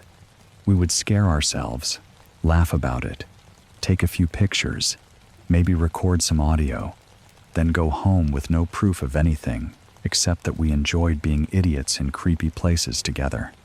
That was part of the fun. We were not the dramatic kind of paranormal investigators who walked into every place expecting a demon in the corner. At least, I did not think of us that way. For me, it was mostly an excuse to get everyone together. We had flashlights, cameras, a few basic tools, and the willingness to stand around somewhere unsettling long after normal people would have gone home. We joked around constantly. Someone would hear a branch snap and immediately blame a ghost. Someone else would make a dumb noise from behind a wall and try to scare the new guy. We took it seriously enough to keep going, but not so seriously that we believed every cold breeze was evidence. That is why this particular place bothered me. It was a cemetery we had been to many times before. I will not pretend every cemetery feels haunted. Most of them just feel quiet. Sad, maybe, but not always scary. This one was different, or at least one part of it was. Off near the edge of the cemetery, there was a kind of natural auditorium. The land dropped suddenly into a clearing surrounded by trees, like the earth had been scooped out and left behind a shallow bowl. If you stood at the top, you could look down into the clearing below. Dead brush filled the area, tangled and dry, and scattered among it were the remains of flowers and wreaths that had blown off nearby graves. Faded ribbons, plastic stems, bits of fake petals, things meant for mourning, pulled loose by weather and left to rot in the dirt. The place always looked slightly abandoned, even though it was part of an active cemetery. It was the kind of spot that made people lower their voices without being told. The trees around the clearing seemed to block sound strangely. Not completely, but enough that the rest of the cemetery felt farther away than it really was. Wind moved through the branches, but down in the clearing, everything often looked still. The slope into it was steep enough that you did not feel like casually walking down there, but open enough that you could see across to the other side. For 2 years, every time we visited that cemetery, that spot gave off a weird vibe. I know weird vibe is vague, and I hate using that kind of language because it makes everything sound fake. But I do not know how else to describe it. It was not always scary in the same way. It was not like stepping into a cold room or hearing a whisper. It was subtler than that. The area seemed to feel different every time we went there. The closest comparison I can give is this. Imagine walking into a room you know very well, but every time you enter it, one tiny detail has changed. Maybe a picture frame is slightly crooked. Maybe the carpet is a different shade. Maybe a chair has shifted 2 inches to the left. Nothing major enough to prove anything, but enough that your brain keeps trying to find the difference. That was how the natural auditorium felt. Every time we stood there, I had the sensation that I was supposed to notice something. The trees seemed arranged differently. The shadows sat in new places. The clearing looked deeper or shallower than before. The dead brush seemed thicker one night and more open the next. It probably was just lighting, season, weather, and imagination. But the result was always the same. You stood at the top looking down, and after a while, you started searching the space without knowing what you were searching for. On the night this happened, we had a new guy with us, along with an old friend who had become interested in our routine.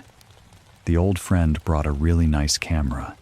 He was taking the whole thing more seriously than most of us did that night, at least in terms of documentation. He probably took 500 pictures, while I took maybe 10 or 12.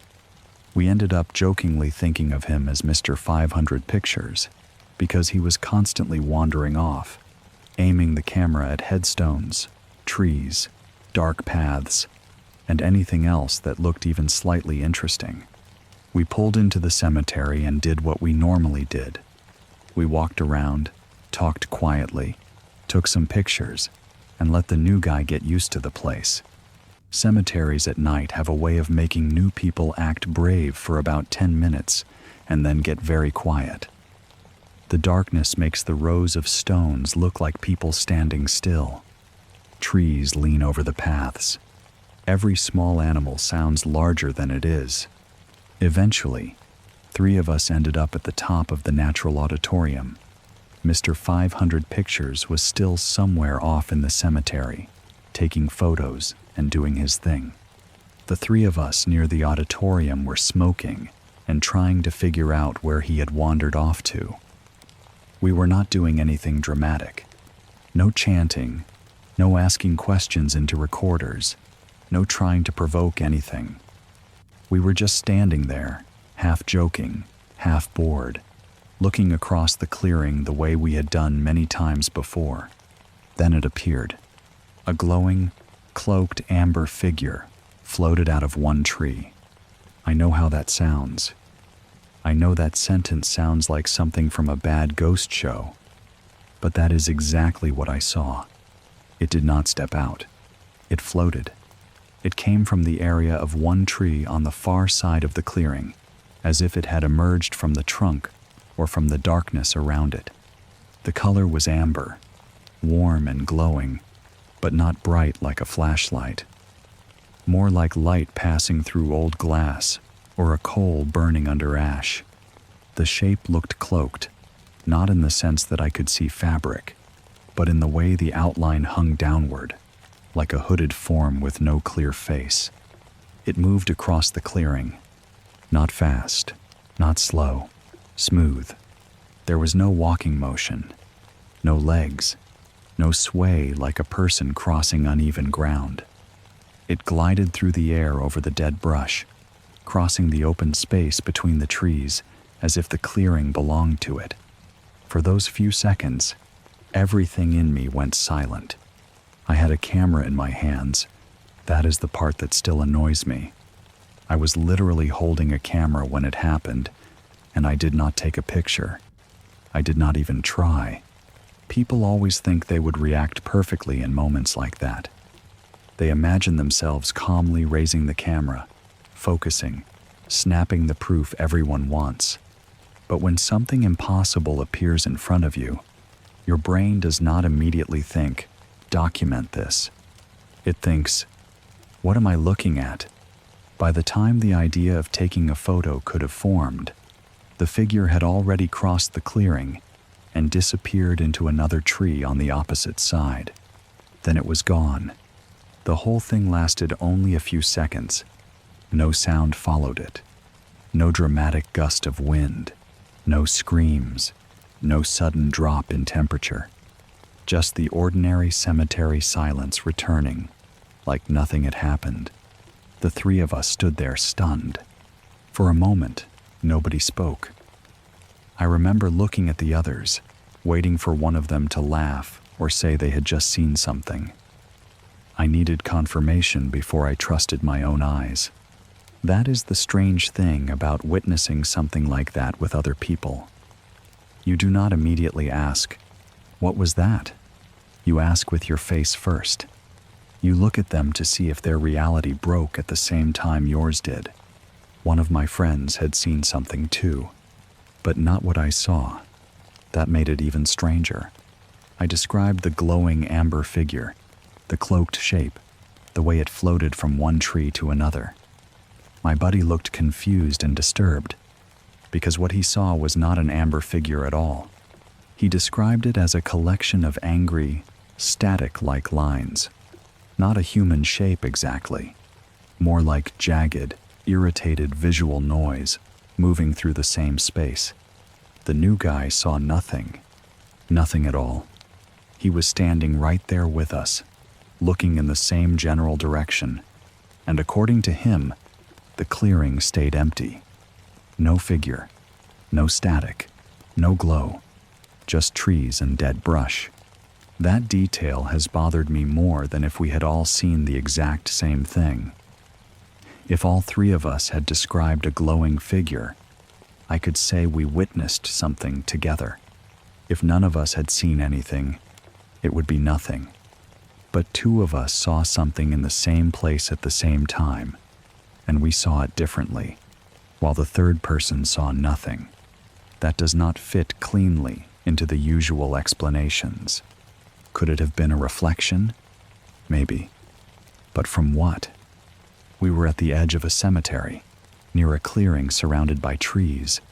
There were no headlights sweeping through the area at that moment, no obvious reflective surface, no person walking with a lantern, and even if there had been a reflection, why would I see a glowing amber-cloaked figure while my friend saw angry static lines? Could it have been an optical illusion? Possibly. The brain is strange. Low light can do weird things to vision. Darkness turns bushes into shapes. Peripheral vision invents movement. But I was not seeing it out of the corner of my eye. I was looking right at it. It crossed the clearing in front of us. I have considered that it might have been some kind of pressure change or environmental effect that caused certain neurons to fire in the occipital lobe or optic nerve. I know that sounds like I am reaching for a scientific explanation, and maybe I am, but I would rather test every possible normal idea before calling something paranormal. Maybe there are conditions that can make people see lights or shapes. Maybe two people can experience similar visual disturbances at the same time if the environment triggers something. I have not followed up enough to know. What I do know is that the cemetery felt different after that. The natural auditorium had always felt strange, but from then on, it felt less like a weird spot and more like a place with a door hidden inside it. That is the only way I can describe it. Before, I felt like I was looking for something there. After that night, I felt like something had briefly opened, passed through, and shut again. Mr. 500 Pictures came back eventually, still taking photos, completely unaware of what had happened. Of course, out of all his hundreds of pictures, none captured the thing because he had been off somewhere else. And I, the person holding a camera at the exact moment it appeared, had nothing to show for it except memory. That is probably the most frustrating part of paranormal experiences. The interesting things never happen when you are ready. They happen when you are smoking with friends, joking around, looking for the guy with the camera. They happen in a few seconds, before your brain understands what it is supposed to do. Then afterward, you are left with a story that sounds fake, even to you. I do not expect anyone to believe it. Honestly, if someone else told me the same story, I would look for every normal explanation first. I would ask about headlights, alcohol, drugs, camera flashes, reflections, fog, insects, stress, expectation, group suggestion, everything. That is fair. I would do the same thing. But I also know what I saw. A glowing amber figure came out of one tree, crossed that dead clearing, and disappeared into another. My friend saw something in that exact same space at that exact same time, but to him, it looked like angry static. The new guy saw nothing. We stood there at the top of that strange natural auditorium, in a cemetery we thought we knew, and for a few seconds it felt like the place showed two of us something it did not want the third to see.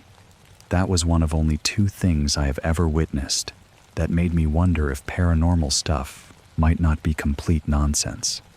And both happened at that same cemetery.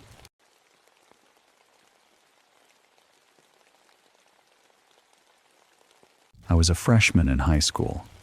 I was staying at UC Berkeley for a summer academic program, the kind of program that was supposed to make you feel grown up before you were anywhere close to being grown.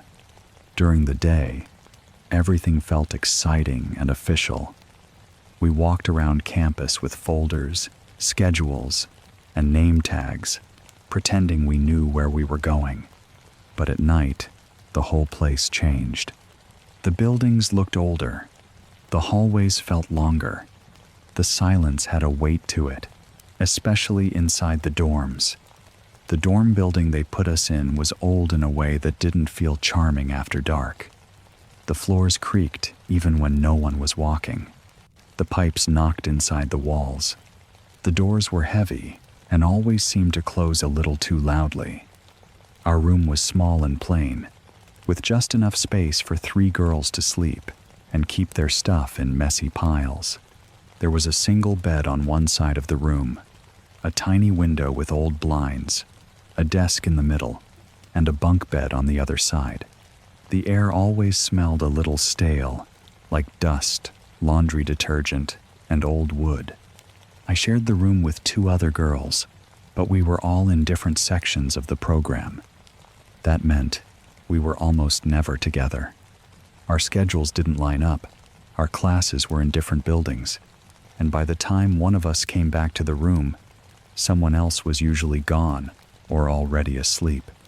We were roommates, but we didn't really feel like a group. We were 3 tired teenage girls moving around each other in the dark. That night, I came back to the dorm room late. I don't remember the exact time, but it was late enough that the hallway was quiet and the building had that strange sleeping sound, like everyone was breathing behind closed doors. I remember walking slowly because I didn't want to wake anyone. My shoes sounded too loud on the floor, and every small noise seemed to echo down the hallway. When I reached our room, I opened the door as carefully as I could. The inside was almost completely dark. The only light came from the tiny window, where a weak blue glow from outside barely touched the shapes of the furniture.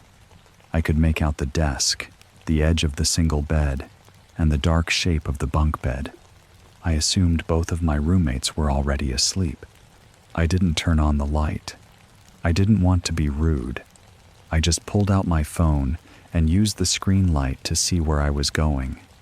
The glow lit up my hand, my bag, and a small patch of floor, but everything beyond that stayed black. I set my stuff down quietly, trying not to let anything drop. My phone light caught the corner of someone's blanket on the bed across the room, then moved away. I didn't say anything. I didn't think I needed to. I climbed up to the top bunk as carefully as possible. The metal frame made a soft squeak under my weight, and I froze for a second, listening. No one moved. No one spoke. So I settled onto the mattress, turned my phone off, and let the room fall back into darkness. I was tired in that heavy teenage way where sleep hits you all at once. I remember pulling the blanket around me, turning toward the wall, and closing my eyes. The room was quiet except for the old building noises and the faint rustle of someone shifting in their sleep. I must have fallen asleep almost instantly. It felt like I had only been asleep for an hour when I woke up. At first, I didn't know why. I opened my eyes into total darkness, confused and annoyed, with that thick feeling in my head when you've been pulled out of sleep too suddenly. For a moment, I just lay there, staring at the wall beside the top bunk, trying to understand what had woken me. Then I heard my name. It came from the other side of the room. It was one of my roommates. Her voice was low, but it wasn't sleepy. It was tight, shaking. "Wrong." She said my name again. I rolled over slightly, still half asleep, and hissed, "What?" back at her. I was irritated at first, the way you are when someone wakes you up for no reason. But then she spoke again, and every bit of annoyance drained out of me. "There's someone in here with us," she whispered. I froze. My body reacted before my brain did. My eyes opened wide, but the room was so dark I couldn't see anything below me. I could only hear her breathing. It was quick and broken, like she was trying not to cry. "I saw them come in," she said. "They were going through our things." For a second, my mind couldn't understand the words. Someone in here, going through our things. It didn't make sense. We were in a dorm room, inside a campus building, surrounded by students and staff. Things like that weren't supposed to happen there, but the fear in her voice made it feel real immediately. I lay still on the top bunk, staring into the darkness under the ceiling, afraid to move. My heartbeat started pounding so hard, I could feel it in my throat. I wanted to look over the side of the bed, but I couldn't make myself do it. The floor below me looked like a black hole. Anyone could have been standing there. Then my roommate across the room began speaking into the darkness. "Please don't hurt us," she said. Her voice cracked. "Take whatever you want. Just please, leave us alone." No one answered. The silence after her words was worse than any sound could have been. It felt alive. It filled the room and pressed against my chest. I listened for footsteps, breathing, fabric moving, anything that would tell me where this person was. But there was nothing. She said it again, louder this time. "Please, please don't hurt us. You can take anything. Just leave us alone." Still nothing. That silence made my fear grow into something colder. If there really was someone in the room, they weren't panicking. They weren't running. They were just standing there, listening to a teenage girl beg for her life. The roommate in the bunk below me woke up then. I heard the mattress shift under me, then a tiny gasp. She whispered something like, "What's happening?" But no one gave her a calm answer, because there wasn't one. The girl across the room was still crying, still pleading with whoever she thought was hiding in the dark. I reached for my phone with shaking hands. My fingers felt clumsy and numb as I turned it on under the blanket, trying to keep the light from spilling out too much. I checked for service. Nothing. No bars. I stared at the screen like if I looked hard enough, service would appear. I tried moving the phone around, holding it near the wall, near the gap between the bed and the wall, but nothing changed. The girl below me had her phone too. She whispered that she didn't have service either. The room suddenly felt sealed off from the rest of the world. We were inside a building full of people, but we might as well have been miles away from help. We tried to look up a number for campus security, but it wouldn't load.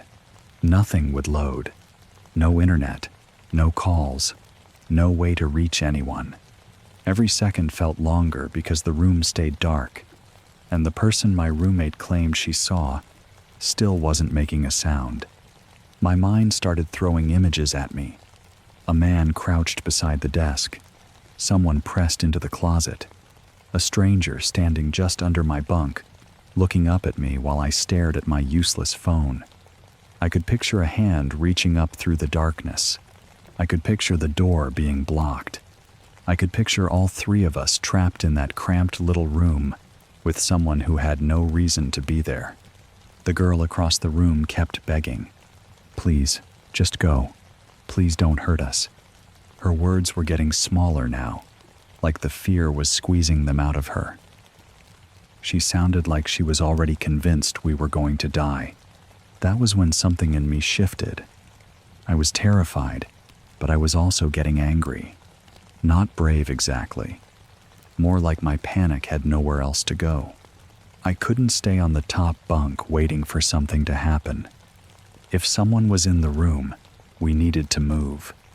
I slid down between the wall and the bunk bed, trying to be quiet but not really succeeding. My body scraped against the wall, and the bed frame creaked. I dropped onto the lower bunk with the other roommate, and she grabbed my arm so hard it hurt. Her hand was ice cold. The three of us were whispering over each other now. The girl across the room was still on her bed, trapped on the far side, and I could barely see her outline. I hissed at her, "Get over here. Get your ass over here now." She didn't move at first. I could hear her crying. "I don't know where he is. Where is he? I whispered. "Is he in the closet?" "I don't know," she said. "I just know he's in here." That answer made my stomach drop because it meant there was no safe direction to look. If she didn't know where he was, he could be between her bed and ours. He could be near the door. He could be waiting in the small patch of darkness right beside the desk. But she couldn't stay there. "Come here," I told her again. "Now." She finally moved. I heard the sudden scrape of bedding, then the fast slap of her feet. She didn't walk around the desk. She basically launched herself over it, knocking something to the floor with a loud clatter that made all of us gasp. Then she crashed into our side of the room, shaking so badly I had to grab her and pull her close to the bunk. Now all three of us were pressed together in the dark, breathing too fast, trying to be quiet and failing. The room felt smaller than ever. The tiny window gave almost no light. The closet was a black rectangle.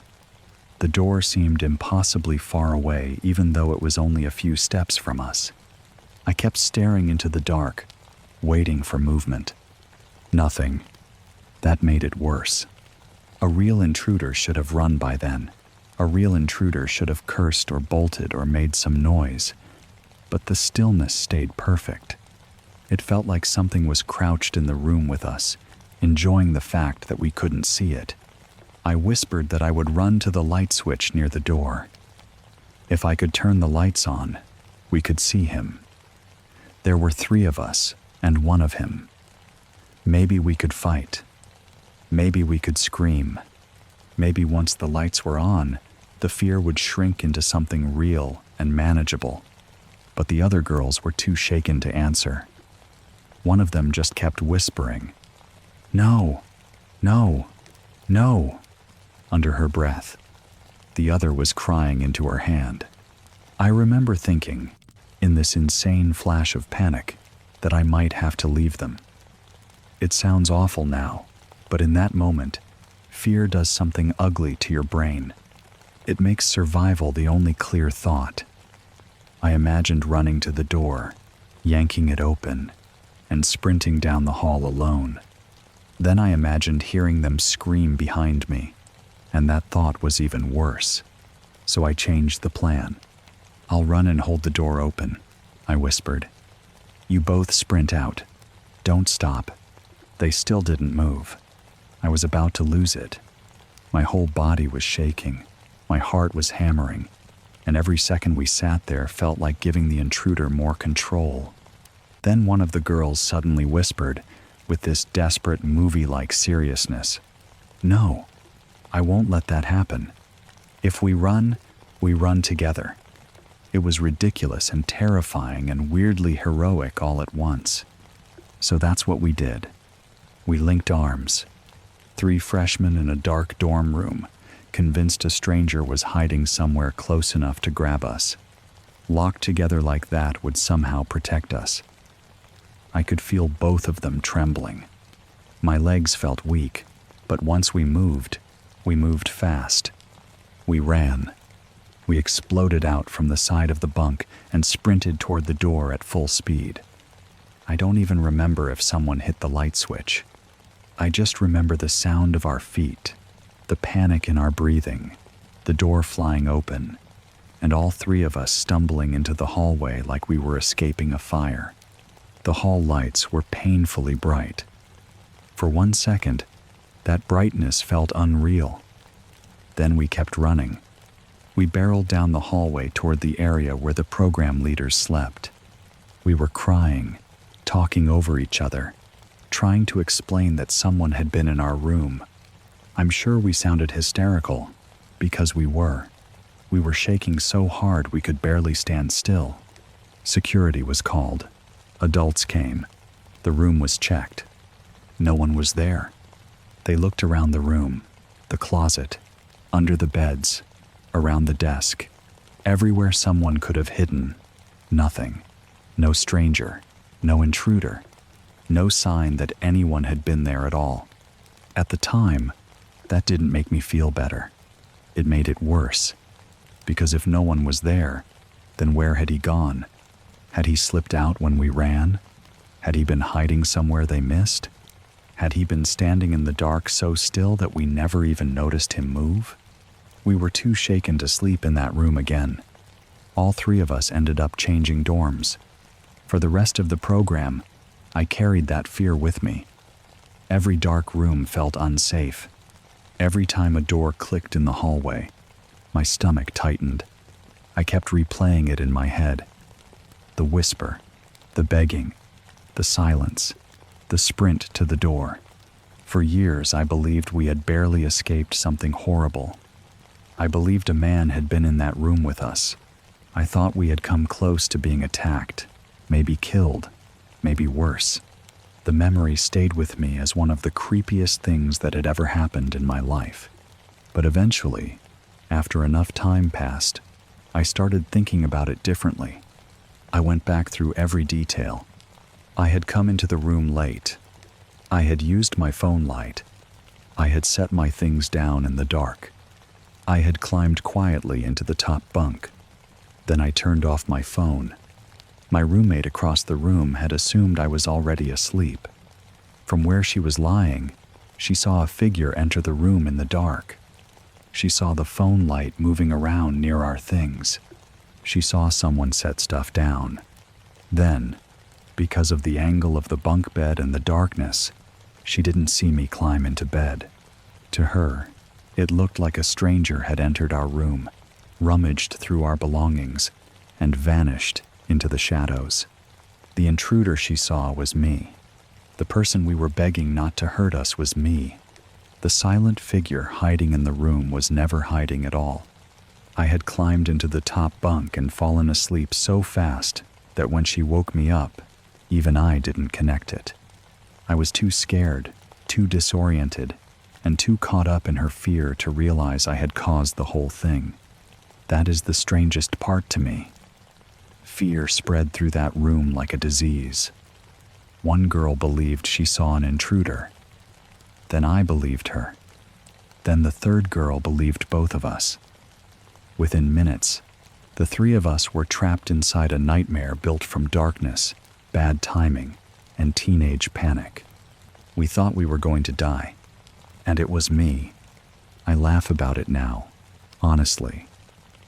Every time I picture the three of us linking arms and sprinting out of that room like we were escaping a murderer, I can't help it. It's funny now because nothing happened. No one was hurt. There was no stranger in the closet. No silent attacker beside the desk. No campus predator slipping through the door. But for years, before I figured it out, that night lived in my memory as pure horror. The dark room, the shaking voice, the begging, the silence that answered us. And even now, knowing the truth, I can still remember exactly how it felt to lie frozen on that top bunk, too afraid to look down, absolutely certain that something was standing in the dark below me. If you're new here, I'd appreciate it if you subscribed to Darkroom Nights for daily true horror content that will haunt your dreams and keep you wondering what lurks in the shadows. And don't forget to tap the notification bell so you never miss a new story when the darkness calls out to you.